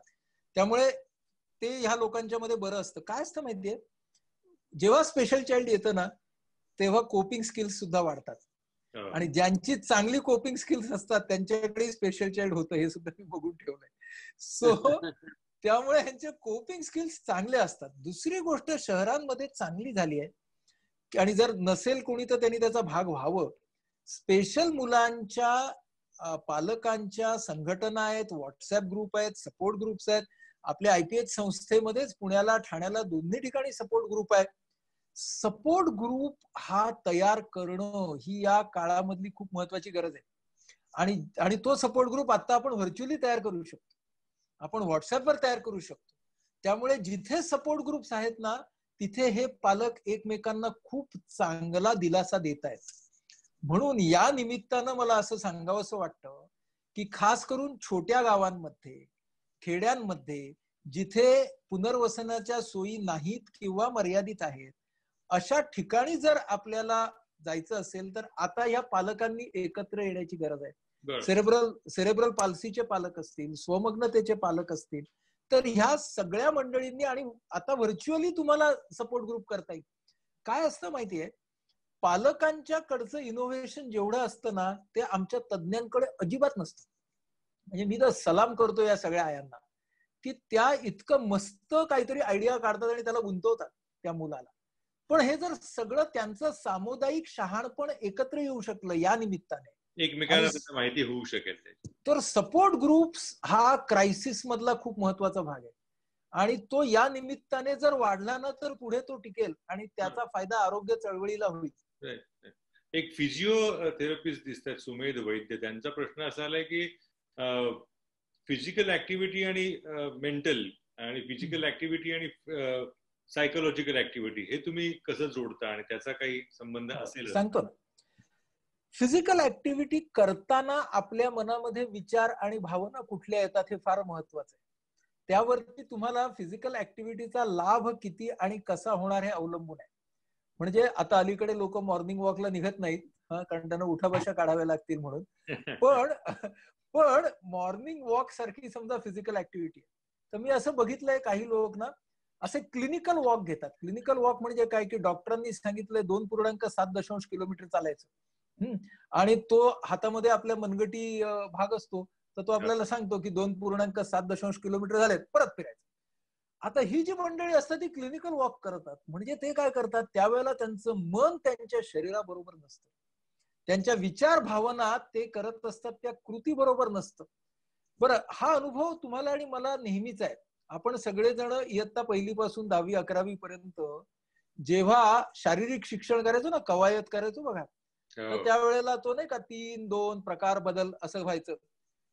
एकदा तरी आपलं मन शरीराबरोबर होतं का?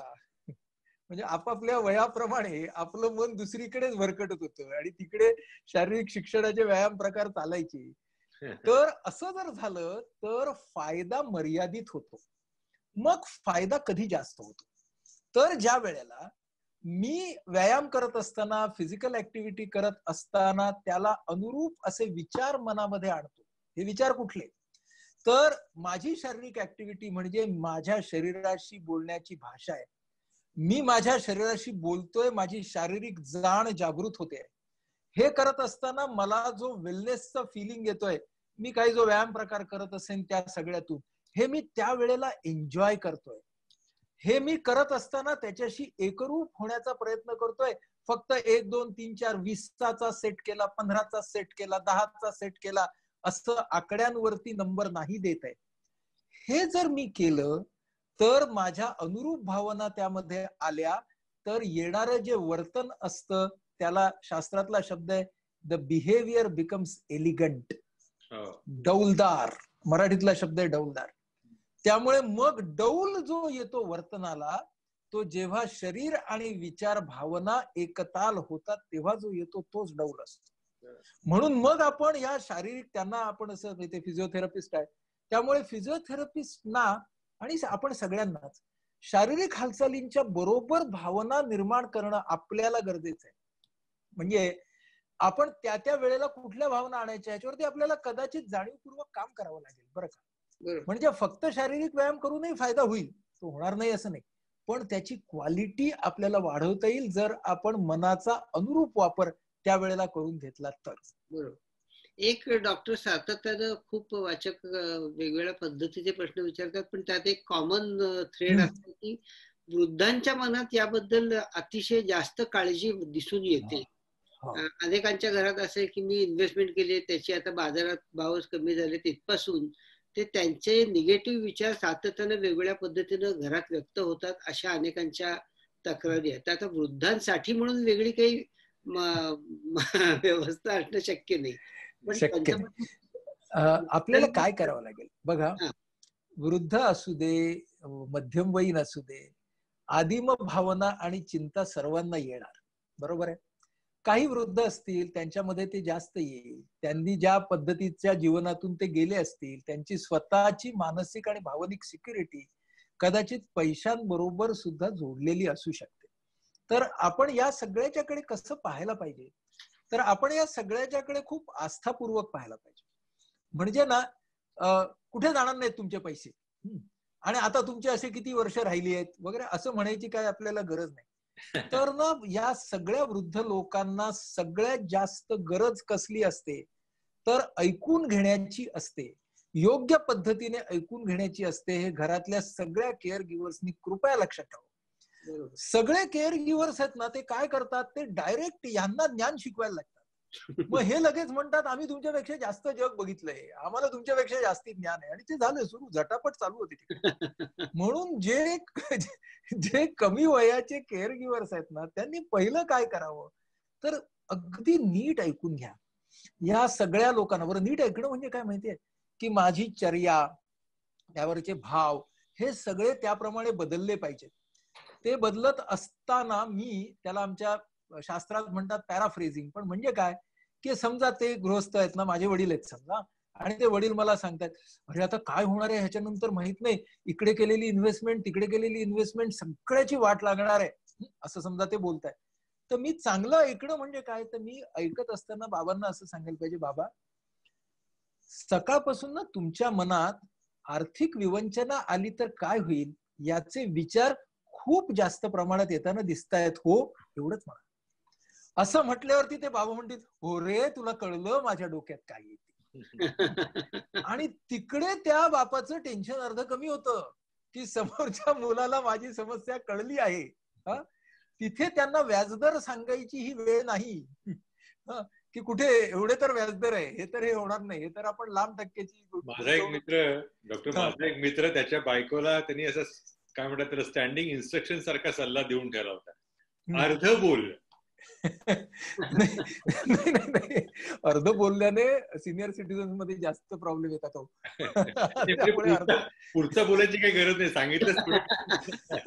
पण ना माझा मुद्दा काय होता, ऐकून घेणे. बरं, ऐकून घेतल्यानंतर जे काही आत्ताचे पर्याय काढायचे त्या पर्यायामध्ये ज्येष्ठ लोकांना इन्क्लूड करा, त्यांना शिकवू नका, इन्क्लूड करा त्यांना की बरं मग या परिस्थितीमध्ये ना बाबा तुम्हाला काय वाटतं आपण काय करावं, ते अजून थोडे बोलतील, अजून थोडे व्यक्त होतील आणि मग कदाचित 2-3 सल्ले जे काय निघतील की असं करूया असं करूया, हो असं करूया, हा परिस्थिती नॉर्मलला आली की आपण लगेच असं करूया असं म्हणा. काय असतं ना, सगळ्यांना ना आत्ता इमिजिएटली सोल्युशन नको असतं, पण मला सोल्युशन जेव्हा काढायची वेळ येईल तेव्हा बरोबर कोणीतरी हवं अशी भावना असते. बरोबर. हा, त्यामुळे ती आपण जरी ऍड्रेस केली आता आणि प्रत्यक्ष सोल्युशन नाही दिलं तरी सुद्धा चालू शकतं. त्यामुळे हे मुलांच्या बाबतीत, ज्येष्ठ जनांच्या बाबतीत सगळ्याच वयोगटात लागू आहे. एक साताऱ्याचे दीपक कुलकर्णी म्हणून त्यांनी चांगला प्रश्न विचारला आहे. ते खूप पॉझिटिव्ह आहे. त्यांचं म्हणणं असं की एक महिनाभर आपण राहिलो, कधीतरी आता बाहेर पडणार, लोक घाबरलेले असले तरी काहीतरी लोक काम शोधणार, काम करायला लागणार. तात्पुरतं गांगरले पण आज कोणाला आलं असलं तरी त्याला सकारात्मकरित्या विवेकाने सामोरं कसं जायचं, पूर्वीचीच उद्यमिता कायम ठेवून मध्ये काहीच घडलं नाही असं समजून नव्या उमेदीनं कामावर जाण्यासाठी आज काय काळजी घ्यायची, आज उत्साह टिकला तरच तो पुढे संक्रमित होईल. तर हे संक्रमण सुखकर होण्यासाठी मनाने मोठी धारणा स्वीकारायला हवी. छान. ह्याच्यातलं मी त्यांचं एक शब्द घेईन, काहीच घडलं नाही असं म्हणून नाही जायचंय पुढे, कारण जे घडलं आहे त्याचा अपरिहार्यपणे आपल्या मनावर परिणाम होणार आहे. योग्य धडे घेऊन आपल्याला पुढे जायचंय. म्हणजे मी आत्ताच एक असा लेख लिहिला की कोरोना भारतीचे धडे, म्हणजे आपल्याकडे जशी कुमार भारती असते तसे कोरोना भारतीचे धडे काय. तर कोरोना भारती आपल्याला नेमके धडे काय काय शिकवते. ती धडे शिकवते की कसोटीच्या काळामध्ये सुद्धा आपल्याला उत्पादकता राखून ठेवायला लागणार आहे आणि पुढे तर ती मोठ्या प्रमाणात वापरावी लागणार आहे पुढच्या येणाऱ्या वर्षभरामध्ये, 1.5 वर्षामध्ये, माहित नाही किती काळ. दुसरा धडा काय आहे की आपल्या कुटुंबातलं कोणतंही नातं परिपूर्ण नाही, सगळी नाती अपूर्ण आहेत, पण याचा अर्थ नात्यांना प्रभावी करण्यासाठीचे प्रयत्न करायला नको असा नाही. तिसरी गोष्ट काय, माझ्या रोगप्रतिकार शक्तीला मिळालेलं हे आव्हान आहे, पण याचा फायदा घेऊन मी माझी रोगप्रतिकार शक्ती शरीर मधली एकतानता मिळवण्याचा प्रयत्न करेन. आता हे जे आपण 1, 2, 3, 4 म्हणतोय ना, हे कोरोना भारतीचे धडे आहेत. हे धडे घेऊन आपण भविष्यात गेलं पाहिजे. म्हणून आपल्याला हे धडे घेऊन भविष्यात जाणं ही गोष्ट फार महत्वाची असणार आहे. आणि म्हणून जेव्हा नवी सुरुवात करायची असेल त्या नव्या सुरुवातीमध्ये, म्हणजे पास्ट मध्ये, भूतकाळात आपल्याला रुतून नाही राहायचं, पण काय काय शिकवलं या व्हायरसच्या निमित्ताने, आपण स्वतःबद्दल, इतरांबद्दल, समाजाबद्दल काय शिकलो, ते शिकवणूक घेऊन आपल्याला पुढे जायचंय ही गोष्ट नक्की आहे. त्यामुळे तसं जर आपण केलं तर त्याच्यातच विवेक आहे. विवेक कुठला आहे त्यातला, तर योग्य गोष्टी बरोबर पुढे घेऊन जाणं. म्हणजे त्यामध्ये आलेले जे कटू अनुभव सुद्धा असतील ना, आपल्या सगळ्यांचे कटू अनुभव आहेत, सगळ्यांना काय फार छानच अनुभव आले असतील नाही, कटू अनुभवातनं सुद्धा शिकायचं, पण पूर्वग्रह न बाळगता पुढे जायचं, हे आपल्याला करावं लागणार. योग्य गोष्टी शिकून जर आपण पुढे गेलो तर या गोष्टींच्या मधून आपल्याला उद्या काहीतरी नवी वाट काढता येईल. उद्याची आव्हानं ही तेवढीच खडतर असणार आहेत. भले त्यांना उद्या लस आली, कोरोना अगदी फ्लू सारखा झाला, म्हणजे त्या इन्फ्लुएन्झाच्या लसीचं मी मगाशी उदाहरण दिलं, काही काळानंतर असं पण होईल, अच्छा कोरोना झालाय हो, जरा 4 दिवसाचं सर्टिफिकेट द्या असं म्हणून डॉक्टरांच्याकडे येऊन मंडळी जीपी कडनं सर्टिफिकेट घेऊन जातील, असं होण्याची खूप शक्यता आहे. आणि कोरोनाचा 8वा विषाणू नंतर येईलच, म्हणजे येईलच, आणि एंडेमिक होईल, तो हर्ड इम्युनिटी येईल, काहीतरी होईल. मुद्दा आपला काय आहे, याच्या निमित्ताने आपण समाज म्हणून, कुटुंब म्हणून, व्यक्ती म्हणून शिकण्याच्या साठी आपले अँटीना हे तयार ठेवले पाहिजे. आणि योग्य शिकण्याच्या गोष्टी कशातून जातात, योग्य शिकण्याच्या गोष्टी ज्या आहेत त्या या चॅनल मधून जातात. आपलं जे आपण मगाशी म्हणालो ना, आदिम भावना, प्रगत भावना आणि उन्नत भावना, हे जे आपण म्हणालात डॉक्टर, गोंधळ होऊ शकेल. तुम्ही चॅनल मधून जातात असं म्हणालात, गोंधळ होऊ शकेल. नाही, चॅनल म्हणजे मला भावनांचा चॅनल म्हणून मी लगेच आलो बघा. आदिम भावना, प्रगत भावना, उन्नत भावना, ह्या तिघांच्या मधलं सूत्र काय आहे, तर या ज्या उन्नत भावना आहेत ना, प्रगत भावना आहेत ना, त्या काय सांगतात? कोऑपरेशन, सहकार्य. जे कॉर्टेक्स आपल्याला काय सांगतं? कोऑपरेशन. पण निओ कॉर्टेक्स आपल्याला काय सांगतं माहितीये? कोलॅबोरेशन. आता कोऑपरेशन आणि कोलॅबोरेशन हे दोन्ही आपण भावना आणि मेंदूच्या पातळीवरती समजून घेऊया. या संकल्पना काय? कोलॅबोरेशन आणि म्हणजे त्याला मी सामंजस्य असा आता शब्द दिलाय, आणि सहकार्य आणि सामंजस्य याच्यातला फरक काय? ती पंचतंत्रामधली गोष्ट आहे बघा, पक्ष्यांची, की खूप सारे पक्षी जाळीमध्ये अडकलेले असतात. तो एक एकटा उडायला बघतो, त्याला कळत नाही. मग ते विचार करतात सगळे पक्षी आणि म्हणतात आपण सगळेजण एकदम उडूया, आणि मग ते जाळं घेऊन उडतात. ही गोष्ट आपल्याला माहिती आहे. ठीक आहे. ही जी गोष्ट आहे ना, ह्याच्यामध्ये सहकार्य. का बरं? कारण ती गरज होती त्यावेळेची, आणि म्हणून तुम्हाला ते सहकार्य करणं भाग होतं, नाही तर तुम्ही वाचलाच नसता. ओके. आता हे सगळे पक्षी आकाशामध्ये गेलेले आहेत आणि त्यांनी स्वतःच असं एक उत्कृष्ट डिझाईन तयार केलेलं आहे, आणि ते आकाशामध्ये मुक्त असताना सुद्धा आपलं डिझाईन ठेवत त्याप्रमाणे आकाशामध्ये उडतायत. That is collaboration. आता त्यांना परिस्थितीने सांगितलं नाहीये की तुम्ही एकत्र राहायलाच पाहिजे म्हणून. आता ते प्रगतीसाठी, पुढच्या उन्नतीसाठी एकत्र राहण्याचा चॉईस त्यांनी घेतलाय. That is collaboration. त्यामुळं आपल्याला सगळ्यांना कोऑपरेशन मधून सुरुवात करून कोलॅबोरेशन पर्यंत जायचं आहे. हे आपल्याला हा कसोटीचा काळ आज सांगतोय. Start with cooperation and extend it to collaboration. हे आपण करणं ही गरज मला वाटते.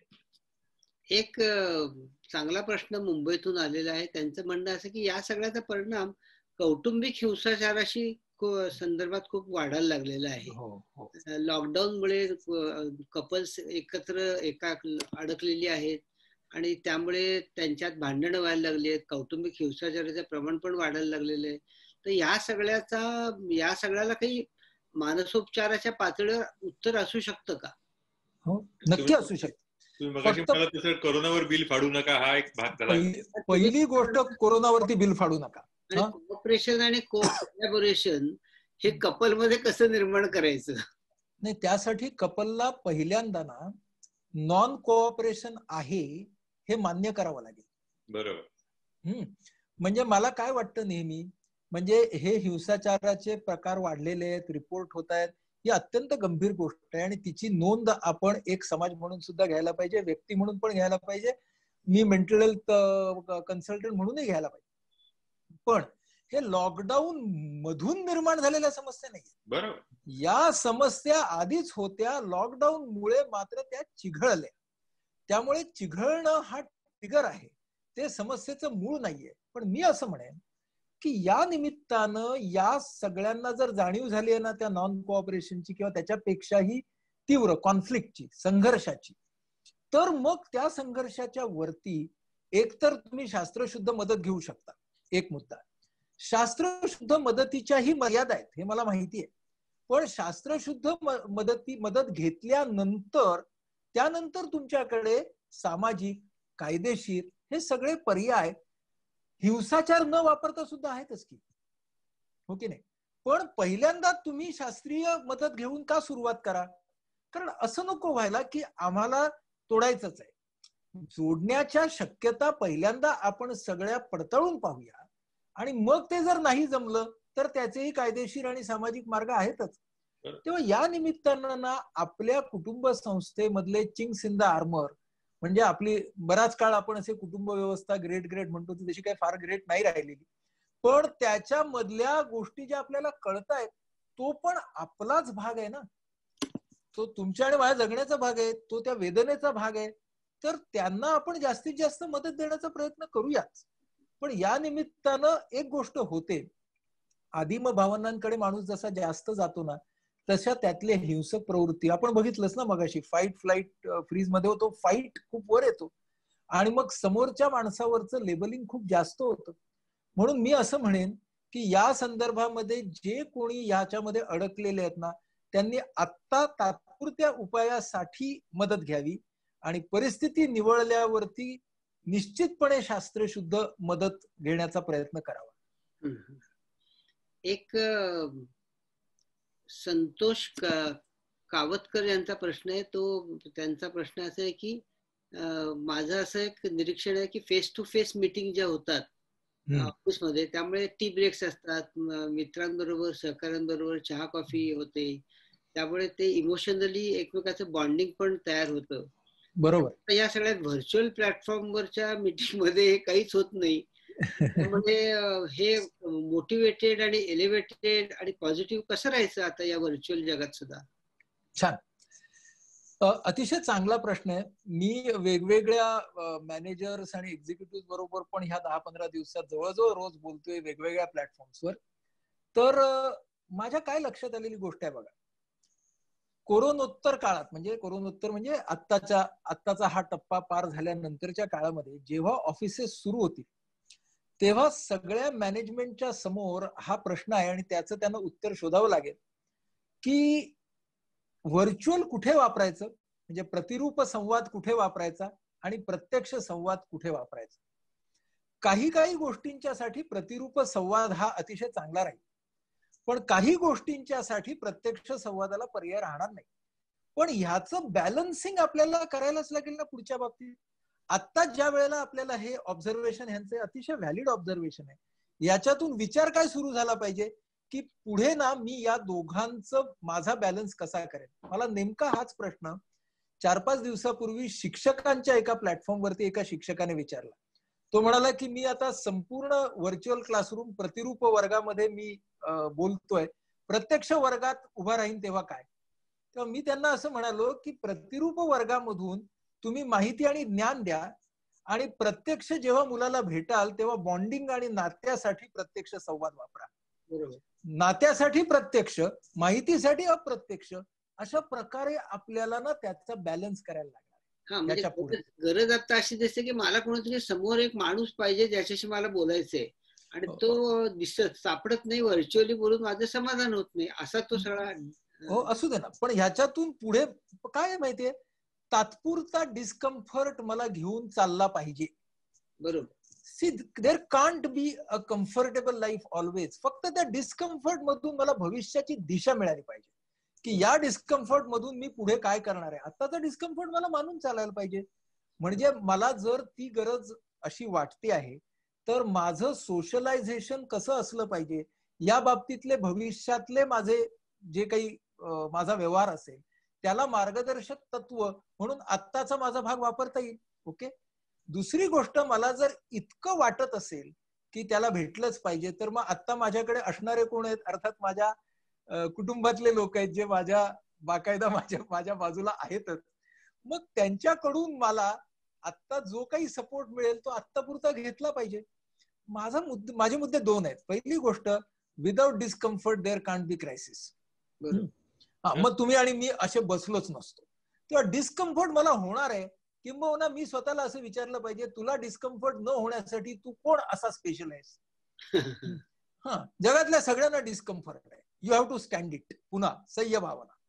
आणि मग त्यासाठी तुला दोन प्रकारचे पर्याय काढायचे आहेत. आत्ताचा तात्पुरता पर्याय, पण जास्त महत्वाचा, परिस्थितीने वेगळं वळण घेतल्यावरती आत्ताचं ज्ञान, आत्ताची शिकवणूक तू कसा वापरणार आहेस. पुढे तुझं कॉर्पोरेट कम्युनिकेशनच कसं बदलणार आहे, तुझं टीम बिल्डिंग वरती त्याचा काय परिणाम होणार आहे, कुठल्या तुझ्या सहकाऱ्यांच्या बरोबर तू प्रत्यक्ष संवादाला जास्त महत्व देशील, कुठल्या टीम मेंबर्स बरोबर तू अप्रत्यक्ष संवादाला जास्त महत्व देशील. या माझ्या स्ट्रॅटेजीज आतमध्ये चालू झाल्या पाहिजेत ना, तर माझा मेंदू योग्य दिशेने जाईल आणि उद्या जेव्हा ऑफिसेस चालू होतील तेव्हा माझ्या डोक्यात कम्युनिकेशन स्ट्रॅटेजीज पक्के होतील कोणाबरोबर कसं वागायचं. बरोबर. डॉक्टर एक अर्जुन आठले म्हणून यांचा प्रश्न आहे. तो प्रश्न खूप वेगळा आणि महत्वाचा आहे.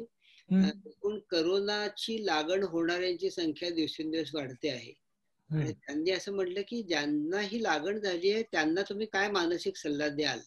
त्यांनी त्यांचं मानसिक आरोग्य स्थिर कसं ठेवावं आणि त्यांच्या कुटुंबानं त्याच्याकडे त्यांना कशी सहकार्य करावं, मदत करावी, याबद्दल काही तुम्ही सांगावं अशी त्यांची इच्छा आहे.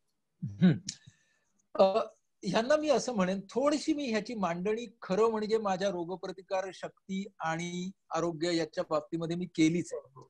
पण मी तरी सुद्धा त्याच्यात थोडं ऍड करतो. ते असं, ज्यांना कोरोना झालेला आहे आणि जे त्याच्यातून बाहेर येत आहेत त्यांना मी असं म्हणेन की तुम्ही एका डिफिकल्टीमधनं, एका अडचणीमधनं निश्चितपणे बाहेर पडताय. तुम्हाला आलेली अडचण आहे, योग्य वेळी तुम्ही उपचार घेतले, त्यामुळे या अडचणीचं म्हणजे डिफिकल्टीचं रूपांतर डिझॅस्टर म्हणजे आपत्तीमध्ये नाही झालेलं.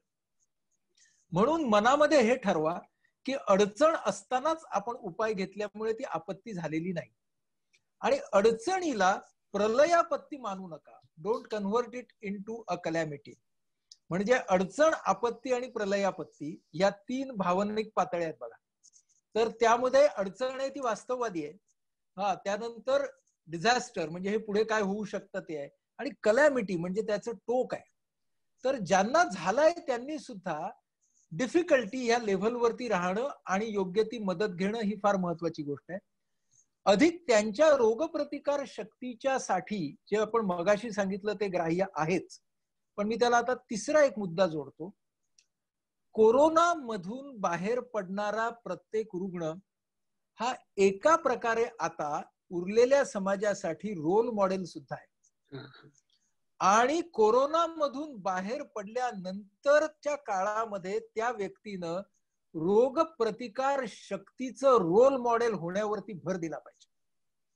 अशा तऱ्हेचं रोल मॉडेल जर समाजामध्ये आणि वस्त्यांमध्ये निर्माण झालं. आज काय झालंय, इथे कोरोना सापडला, आम्ही सगळे घाबरतो. उद्या आम्हाला हे म्हणता आलं पाहिजे की अरे यांना कोरोना झाला होता, पण आज 3 ते 4 वर्षानंतर तो माणूस किती जास्त फिट आहे बघा. सो हे उद्याच्या रोगप्रतिकार शक्तीचे रोल मॉडेल असू शकतात, हे त्यांनी स्वतःला का सांगू नये. डॉक्टर, इथे एकच छोटीशी शंका, असं होण्याचा धोका तुम्हाला वाटत नाही का? एकंदर आपल्या समाजाचे भावनिक लंबक या दिशेकडून त्या दिशेकडे जाताना आपण नेहमी बघतो. असं होण्याची शक्यता वाटत नाही का की करोनातनं बाहेर आलेला, चला आता आपल्याला काहीच होणार नाही, या अवस्थेपर्यंत गेलाय, हा एक धोका नाही का? आहे ना. आता हा धोका बघा, हा धोका वैयक्तिकपणे आणि हा धोका सामाजिक पण. सामाजिकच जास्त भीती. म्हणजे हा धोका कसं आहे की आता मी असा बाहेर पडून उत्सव जल्लोष करणार, आता हे संपलं म्हणून पुन्हा दॅट इज अ रिॲक्शन. ती काही प्रमाणात ना तुमची आणि आमची होईल, पण आपण त्याच्याकडे लक्ष ठेवू. आपल्याला माहिती आहे की अशी रिॲक्शन होऊ शकते, बरोबर. आणि मग आपल्याला रिस्पॉन्सकडे फायनली यायचंय, हे आपण डोक्यात ठेवू. त्यामुळे म्हणजे असं होऊ शकेल, हे लंबकीय विचार जो आपला आहे ना, हा लंबकीय विचार पुन्हा माणसाचाच विचार आहे की तो एका बाजूने इट टेरिबलायझेस द सिच्युएशन. टेरिबलायझेस म्हणजे त्याला मराठीतला शब्द आहे महाभयंकरीकरण, आणि दुसऱ्या बाजूला इट ट्रिव्हियलायझेस द सिच्युएशन. ट्रिव्हियलायझेशन त्याला शब्द आहे क्षुल्लकीकरण. तेव्हा एका बाजूला लंबकीय विचाराचे 2 टोकं कुठली आहेत? एका बाजूला महाभयंकरीकरण, दुसऱ्या बाजूला क्षुल्लकीकरण. या दोघांच्या मध्ये रिस्पॉन्स आहे, या दोघांच्या मध्ये प्रतिसाद आहे. म्हणून मग आपण हे दोन्ही जरी आले आपल्यात, तरी त्यांना वर्तनामध्ये कमीत कमी आणून आणि वर्तनामध्ये आपण प्रतिसादाला आणण्याचा प्रयत्न करू. वर्तनामध्ये विचार आणि भावनांच्या पातळीवरती लंबक झाला तरी चालेल, ओके, कारण आपण माणसं आहोत. त्यामुळे विचार आणि भावनांच्या पातळीवरती हा लंबक होणार नाही असं म्हणण्यात काही पॉईंट नाही. आपल्याला त्या विचारांना थांबवायचं नाहीये. पुन्हा लक्षात घ्या, हे विचारही माझे आहेत आणि मला त्या दोन्ही रिॲक्शन्सच्या कडून रिस्पॉन्स वरती, प्रतिसादावरती स्वतःला आणायचंय. असं जर मी ठरवलं तर मग माझ्या आरोग्याची, पुन्हा कमिंग बॅक टू तो कोरोनावाला प्रश्न, तो माणूस आता असा विचार करेल की मी आता याच्या पुढे रोल मॉडेल ऑफ हेल्थ होऊ शकतो का? मी एका आरोग्य विषयक आणीबाणीतून आलेलो आहे बाहेर, एका आपत्तीतून बाहेर आलेलो आहे, आता मी रोल मॉडेल होऊ शकतो का? म्हणजे जसा माझा एक अल्कोहोलिक रुग्ण आहे की तो आयर्न मॅन झाला. तो अल्कोहोलिक असताना तो शारीरिक आरोग्याच्या अत्यंत अधोगतीला गेलेला होता. त्याने नंतर हे घेतलं की मला आता आरोग्य दूत व्हायचं, म्हणून तो आयर्न मॅन झाला. असं कोरोना मुक्त लोकांनी जर बघितलं की उद्या माझ्या आजूबाजूला मी रोगप्रतिकार शक्ती संपन्न आहे किंवा होण्याचा मी प्रयत्न करणार आहे, असं जर मी केलं तर कदाचित हुरूप मिळेल ना मला त्याच्यातून बाहेर पडल्यावरती सुद्धा.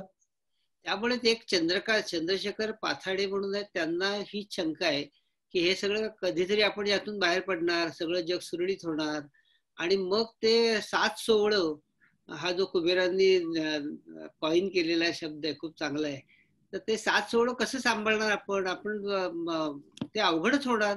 आपल्याला दुधाच्या पिशवीला हात लावायला लागतो, व्हेजिटेबल भाजीवाल्याकडे जाऊन त्याचा स्पर्श होणार, रस्त्यानं जाताना गर्दीत आपल्याला लोक स्पर्श करणार. मग हे सगळं आपण कसं सांभाळायचं, असा एका प्रश्नानं त्यांना ग्रासलेलं आहे. बर, थोडस 7 सोवळं या शब्दापेक्षा मी त्याला परस्पर अंतरसीमा असा शब्द वापरतो. हा, कारण तो जरा कमी जजमेंटल आहे. म्हणजे परस्पर अंतरसीमा. सोवळं म्हणलं की जरा अनेक प्रश्न निर्माण होऊ शकतात. सोवळं म्हटलं ना की ओवळं येतं आणि ओवळं म्हटलं की विटाळ येतो. त्याच्यामुळं परस्पर अंतरसीमा. आता परस्पर अंतरसीमा ही आपल्याला आज पाळावी लागते, तेवढ्याच तीव्रतेने उद्या पाळावी लागेल असं नाही. जर आपण आपली रोगप्रतिकार शक्ती वाढवली तर, जर आपण शरीर मनाला एकत्रित आणलं तर आजचं सोशल डिस्टन्सिंग हे उद्याला राहील असं नाही. म्हणजे त्याच्यावरचा उपाय काय आहे? त्याच्यावरचा उपाय तुमची आणि माझी इम्युन सिस्टीम वाढवणं हाच त्याच्यावरचा उपाय. एक मुद्दा. दुसरा मुद्दा असा की सोशल डिस्टन्सिंग हे नेहमी आपल्या रोगप्रतिकार शक्तीच्या प्रमाणात असणारे हे लक्षात घ्या. आज आपल्याला रोगप्रतिकार शक्ती आपली सामूहिकपणे कमी आहे म्हणून सोशल डिस्टन्सिंग पाळायला लागतंय. उद्या आम्ही आमची इम्युन सिस्टीम जर चांगल्या पद्धतीने वाढवली तर ते सोशल डिस्टन्सिंग कमी करण्यावरचं उत्तर आहे. ही गोष्ट आपण लक्षात घेऊ. त्यामुळे उद्या आणि परवा म्हणून आपल्याला काय करावं लागेल? एकदम कदाचित हे होणार नाही, पण आपल्याला योग्य त्या ज्या काळज्या आहेत त्या काही काळ घ्याव्या लागतील. पण ह्याच्यातून पुढचं उत्तर, आणि मग आता त्यांच्याकडून मला काय दिसतंय ते थोडेसे ना अँझायटीवरती सरकलेले दिसत आहेत. म्हणजे ना आता मी तिथं हात लावला तर काय होईल, अमुक लावलं तर काय होईल. तर त्यांना पुन्हा आपल्याला हे सांगायला लागेल की बिंधोकपणा कधीच नव्हता. कोरोना नसलेलं जग सुद्धा बिंधोक नव्हतं. फक्त त्यामध्ये एका नवीन धोक्याची भर पडली. तो धोका नवीन आहे म्हणून आपल्या सगळ्यांचे अँटीना जाम वर गेले. पण या निमित्तानं आपण स्वतःला आरोग्यदायक सवयी लावून घेऊ नयेत असं मात्र. म्हणजे त्या हात धुण्याच्या सवयी पासूनच्या सगळ्या ज्या सवयी आहेत, मला असं वाटतं बरं का, हा माझा तुम्ही युटोपिया म्हणा, पण मला असं वाटतं की या निमित्तानं हात धुण्यापासून आपण थोडे सार्वजनिक स्वच्छतेकडे गेलो. जर आपल्या सगळ्या सार्वजनिक इमारतींच्या जिन्यांच्या कोपऱ्यावरती असलेल्या अस्वच्छ नक्षा थुंकण्याच्या थोड्या कमी झाल्या तर हे सगळं आपल्या सार्वजनिक स्वच्छतेच्या दृष्टीनं फार चांगली गोष्ट होणार आहे. त्यामुळे आपण वास्तवावरती राहून काय काय करता येईल ते करूया. किती प्रश्न घेऊया डॉक्टरांना? किती वेळ आहे? मला खूप वेळ आहे, मला काय प्रॉब्लेम नाही. आमची असेल अंक काढायचा असल्यामुळे. हो, तुम्हालाच अंक काढायचा आहे. आपल्याला आता शेवटाकडे यायला लागणार आहे. अनेक प्रश्नांना डॉक्टरांनी खूप सर्वसमावेशक उत्तरं दिल्यामुळे प्रत्येकाच्या स्वतंत्र प्रश्नांची उत्तरं देण्याची गरजच भासली नाही. अनेकांच्या वेगवेगळ्या साध्या महत्वाच्या, त्यांच्यासाठी अत्यंत महत्वाच्या असणाऱ्या प्रश्नांना खूप चांगली उत्तरं डॉक्टरांनी दिली. मी डॉक्टरांचे लोकसत्ताच्या वतीनं 2-3 फक्त आपण एक 5-7 मिनिटात घेऊन टाकू. एक प्रश्न असा दिसतोय की भावना आणि रसायन डोक्यामधली याचा काही संबंध असतो का? हा एक अनेकांकडनं तो आलेला आहे. एकाने असं विचारलं की हे सगळं ठीक आहे, मोठ्यानं सांगतो, आपण मुलांना कसं हाताळायचं त्याचं पण जरा काही सांगा. दोन्ही सांगतो. भावना आणि रसायनांच्या संदर्भाबद्दल मी आधी बोललोच की भावनांचा एक भाग काय आहे, तुम्ही कुठल्याही गोष्टीकडे, आता मी जे सगळ्यांशी बोलतोय ना, तेव्हा मी घेतलेली बैठक ही कॉग्निटिव्ह सायकोलॉजीची आहे. मी आत्ता कॉग्निटिव्ह सायकोलॉजीच्या बैठकीमधून ही सगळी मांडणी करतोय. हीच मांडणी न्यूरोकेमिस्ट्रीच्या बाजूनं दुसरी करता येईल. हीच मांडणी, मगाशी तो कॉन्शियसनेसचा प्रश्न राहून गेला, पण कॉन्शियसनेस हा सुद्धा क्लिनिकली वेगळा, सायको अनालिटिकली वेगळा आणि स्पिरिच्युअली वेगळा आहे. त्यामुळे आता जी मी मांडणी करतोय ती कॉग्निटिव्ह मांडणी करतोय, म्हणून मी विचार आणि भावना यांच्या मागच्या जीवरसायनांच्या मध्ये गेलेलो नाही. पण मगाशी मी जीवरसायनांचा उल्लेख मात्र जरूर केला, कारण या जीवरसायनांचा आता परिणाम हा या आपल्या इम्युन सिस्टीम वरती होतोय म्हणून. त्यामुळे तो एक भाग त्याचा आहेच आहे. म्हणजे जीवरसायन हा आपल्या भावनांचा एक भाग आहेच आहे. दुसरा भाग त्याचा होता की मुलांना हे कसं सांगावं. मुलांच्या बाबतीमध्ये काय आहे बघा, मुलांची समज ही सगळ्याच मुलांची समज एकसारखी नसणार. काही मुलं ही विचारी असतात, काही मुलं ही मॅच्युअर असतात भावनिक दृष्टीनं, काही मुलं ही अचपळ असतात. काही मुलांची जी भावनिकता किंवा वैचारिकता ही सरासरीपेक्षा थोडी त्या टप्प्यावरती कमी असते. अशा मुलांना ना आपल्याला वर्तनावरती भर द्यावा लागतो. म्हणजे त्यांची जी ऊर्जा आहे ती वेगवेगळ्या वर्तनांच्या मध्ये आपल्याला कशी त्या ऊर्जेला हे करता येईल, त्याला तोंड देता येईल. आणि ते वर्तन असं पाहिजे की ते अट्रॅक्टिव्ह वर्तन पाहिजे, म्हणजे त्याला त्याच्यामध्ये छान वाटलं पाहिजे तर तो बसेल. म्हणजे परवा माझ्या एका मैत्रिणीनं मी फेसबुकवरती बघितलं, तिच्या मुलाला तिनं सूप असतं घरातलं, तर ते सूप असं पालथं केलेलं होतं आणि त्या सुपावरती तो रंगवत होता, त्यातले छोटे छोटे छोटे चौकोन. आता त्या वेळेला तो मुलगा अतिशय एकाग्रतेने ते काम करतोय. म्हणजे अशा अचपळ मुलांच्याकडे जाण्याचा मार्ग हा वर्तनातून जात असतो. काही जणांचा मार्ग शब्दातून जातो, काही जणांचा वर्तनामधून जातो, काही जणांचा कलांमधून जातो.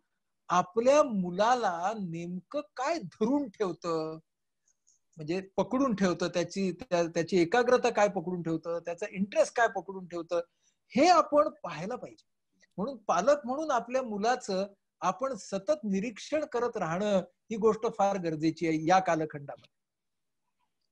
धन्यवाद डॉक्टर नाडकर्णी. तुम्ही जवळजवळ आपण 1.5 तास बोलतो आहोत या विषयावर. इतक्या वेगवेगळ्या पद्धतीनं तुम्ही हा सगळा विषय अतिशय सोप्या पद्धतीनं समजावून सांगितलात. आपली जे ही सगळा संवाद चालू असताना वाचकांकडून ज्या सातत्यानं प्रतिक्रिया येत होत्या त्या सुद्धा खूप आश्वासक होत्या, खूप समाधानकारक अशा होत्या. तुम्ही एवढा वेळ लोकसत्ताच्या या वाचकांसाठी आणि या आरोग्यवान भवच्या वेब संवादासाठी दिलात, याबद्दल तुमचे वाचकांच्या वतीनं आणि लोकसत्ताच्या वतीनं मनापासून आभार. सगळ्या वाचकांसाठी 2 सूचना, त्या म्हणजे हा सगळा जो आज वेब संवाद झालेला आहे त्यामध्ये अनेक वाचकांना थेट सहभागी होता आलं नसेल तर त्यांच्यासाठी येत्या काही दिवसात हा सगळा वेब संवाद युट्यूबवर लोकसत्ताच्या वतीनं प्रसारित करण्यात येणार आहे. त्यामुळे अधिक मोठ्या समूहापर्यंत आपल्याला जाता येणं शक्य आहे. तसंच अजून या वेब संवादामधला पुढचा कार्यक्रम जो आहे त्याचीही सूचना आत्ताच देणं मला अधिक उपयुक्त वाटतं.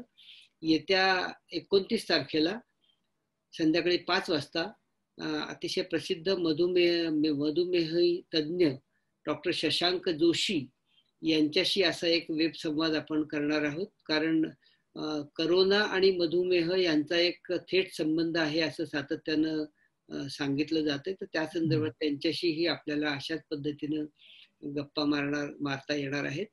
मी डॉक्टर आनंद नाडकर्णींचे पुन्हा एकदा आभार मानतो, गिरीश कुबेर यांचे आभार मानतो. आपण आता इथे थांबूया. धन्यवाद डॉक्टर. धन्यवाद. आता तुम्ही काय सांगाल 1 मिनिटामध्ये सगळे आपले जे कोण आहेत त्यांना? आत्ता माझ्या डोक्यात आलेला विचार सांगतो पटकन, की मधुमेहाच्या बाबतीत पुढचं सत्र आपलं असणार आहे. तर मधुमेह हा आजार पण असा आहे की जिथं भावना या ब्लड शुगर वरती खूप मोठा परिणाम घडवून आणतात. आणि ज्या मुलांना लहान वयामध्ये डायबिटीस होतो अशा मुलांच्या सोबत मी अनेक वर्ष काम केलं आणि त्या फॅमिलीज बरोबर मी अनेक वर्ष काम केलं आणि आमच्या असं लक्षात आलं की भावनिकता ही डायबेटिक कंट्रोलसाठी सुद्धा अत्यंत महत्वाची गोष्ट आहे.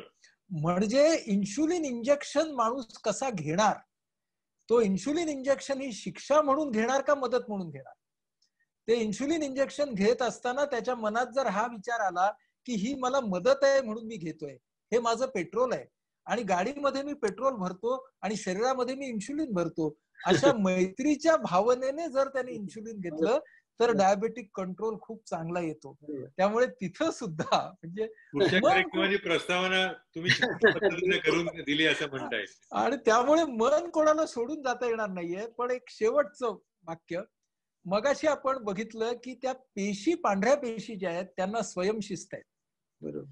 पांढऱ्या पेशी विषाणू आला की त्याच पद्धतीने त्याच्यावरती तुटून पडतात, पण मनाला मात्र स्वयंशिस्त लावावी लागते. मनामध्ये 3 प्रकारचे विचार येणार. Reactive thoughts, rational thoughts, ruminative thoughts.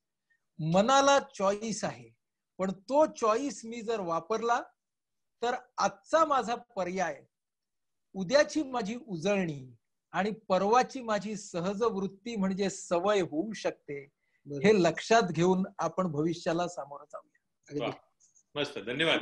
निश्चितच मला वाटतं सगळ्यांना आनंद आणि थोडस आपल्या कालच्या अवस्थेपेक्षा आज चांगल्या अवस्थेत आहोत असं बघायला लागलं असेल. धन्यवाद. थँक्यू.